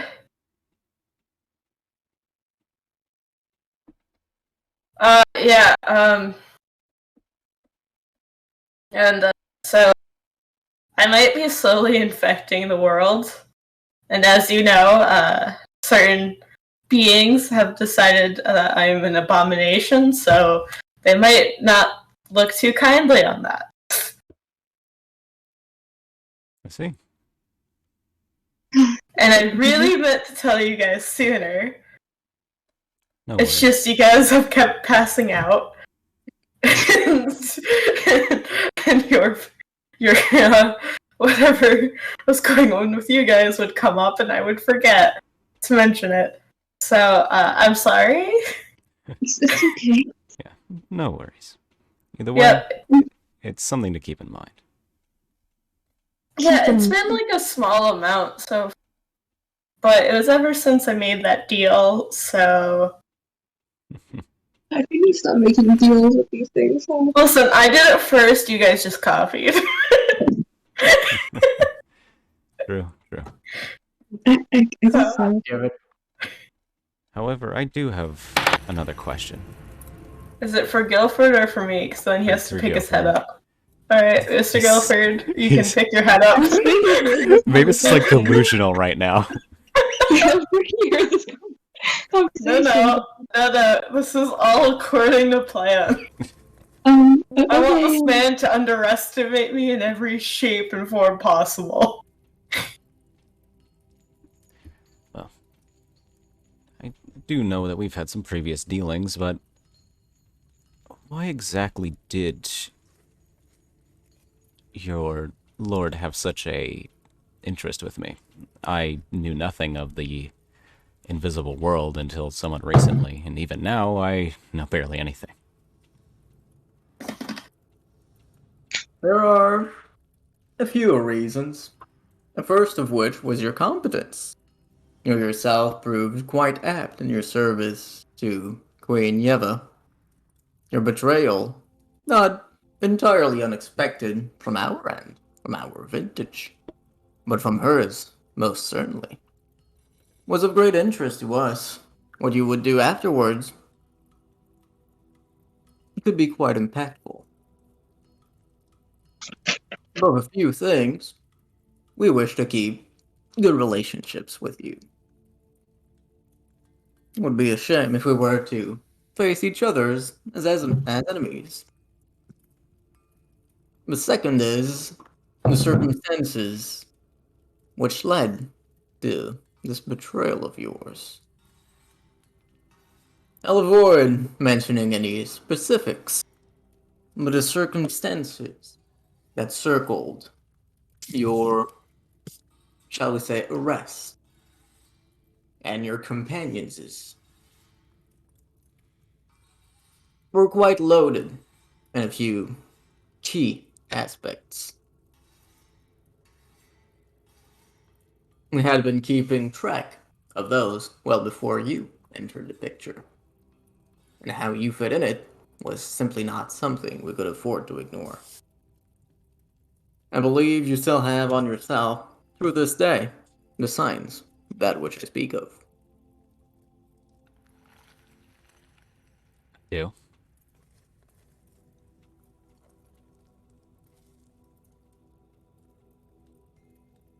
Does that answer your question to your satisfaction? Well, in all honesty, it just gives me more questions. Well, we are merchants.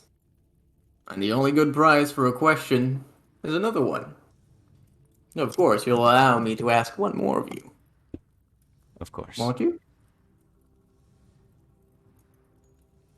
If you'll allow me, I direct this one not towards you, Sir Timmer, but to you, Miss Willowbrew. Oh, yeah. You've kept quite impactful company recently. What goals do you have in this adventure of yours? Surely not simple wanton discovery. No simple spirit of adventuring would lead you to wander straight into matters of such great import.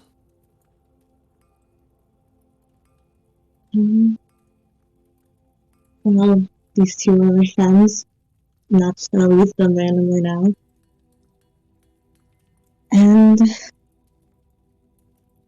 this world of the aspects and things, it's not totally unbeneficial to me. Sorry, can you repeat that last part? It's the world of the aspects and things like that. I have things to gain from it. Ah, self-profit. A common point amongst many. And his eye seems to narrow a little bit, as he once more goes to evaluate you. They don't glimmer or anything of the sort, but they do land on the bow. That is, I assume, at your back, peeking out from your shoulder. Mhm. Well, I believe that's all the questions I have for now. If there's anything you'd like my assistance with, I'd be happy to help. Well, not much I can immediately think of. Well, we are on the lookout for some mithril, but Ah, so you intend on helping with our efforts. unfortunately, well, maybe not unfortunately, coincidentally, that just lined up. Well, you would obviously know, given my circumstances, my access to funds is much shorter than it used to be, so I need to procure some better gear. Ah, if it's funds you're after, we're not short on work in any capacity. If you wish for contracts that may be better suited to your abilities than simple mining work, come find me. I'm sure we can work something out. Of course. I That can't, being said, good mining. yes. I It's can't a guarantee pleasure. we will be back soon, but we'll definitely stay in contact. Oh, well, I myself will definitely not be here soon. I intend on departing tomorrow. So if you've got business you'd like to talk to me about, I suggest you do it rather quickly. Well, my only thing is, how should we go about contacting you? We have associates in almost every city on the continent. You'll have no trouble finding someone who bears the brand of Oile.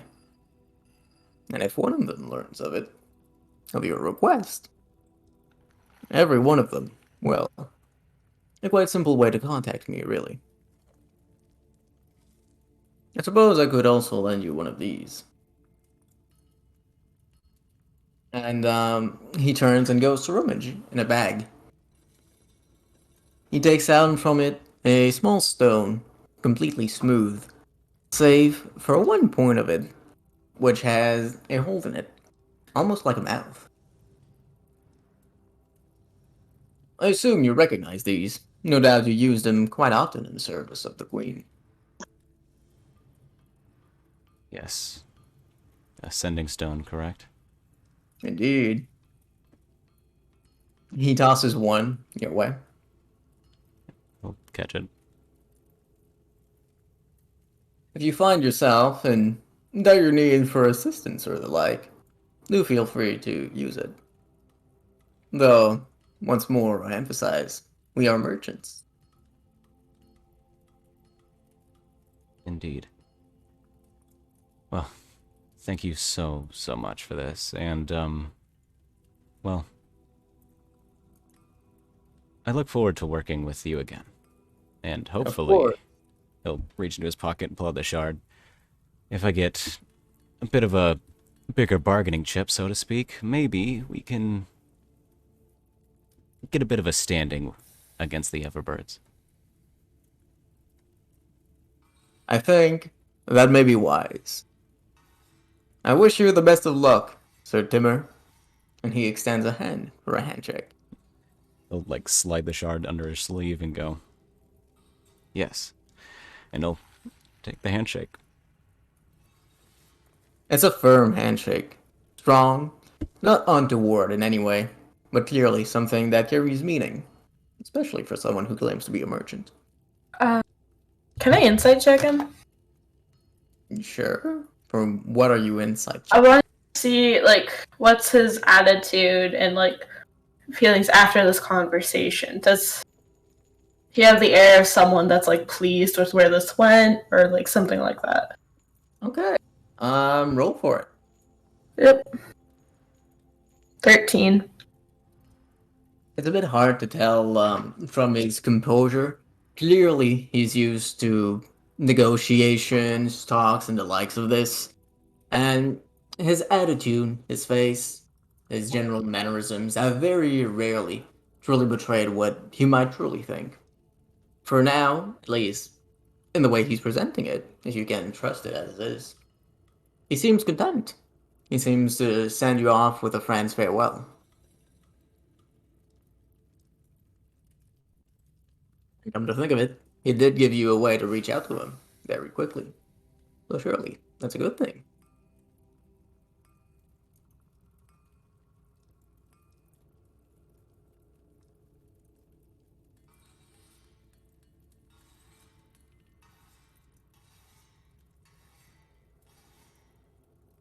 Oh, Andre will bow and go. Well, we should be going.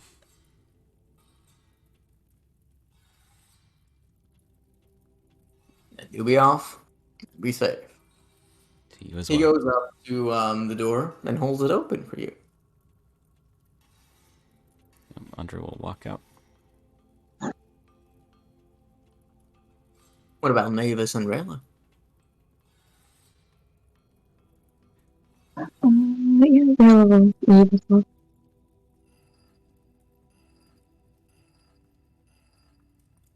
Or Sort Mavis?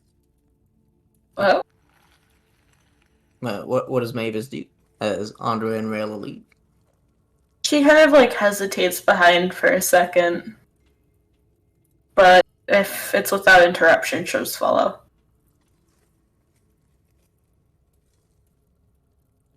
You do follow, and as you leave, the door is shut on you.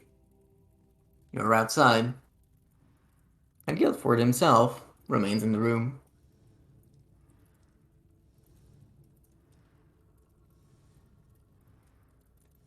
Andre's gonna keep going until he gets outside.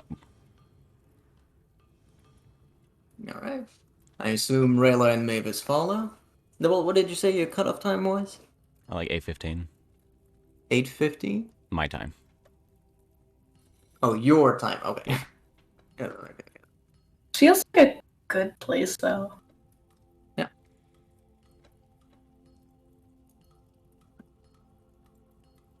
This is where I'd suggest we could end the session. If you wish to continue, we could go on. I'm prepared. How do you feel? I don't mind either way. I think I'm having a hard time staying in it today. I'm like very manic right now. All right. Well, let's call it. Yeah.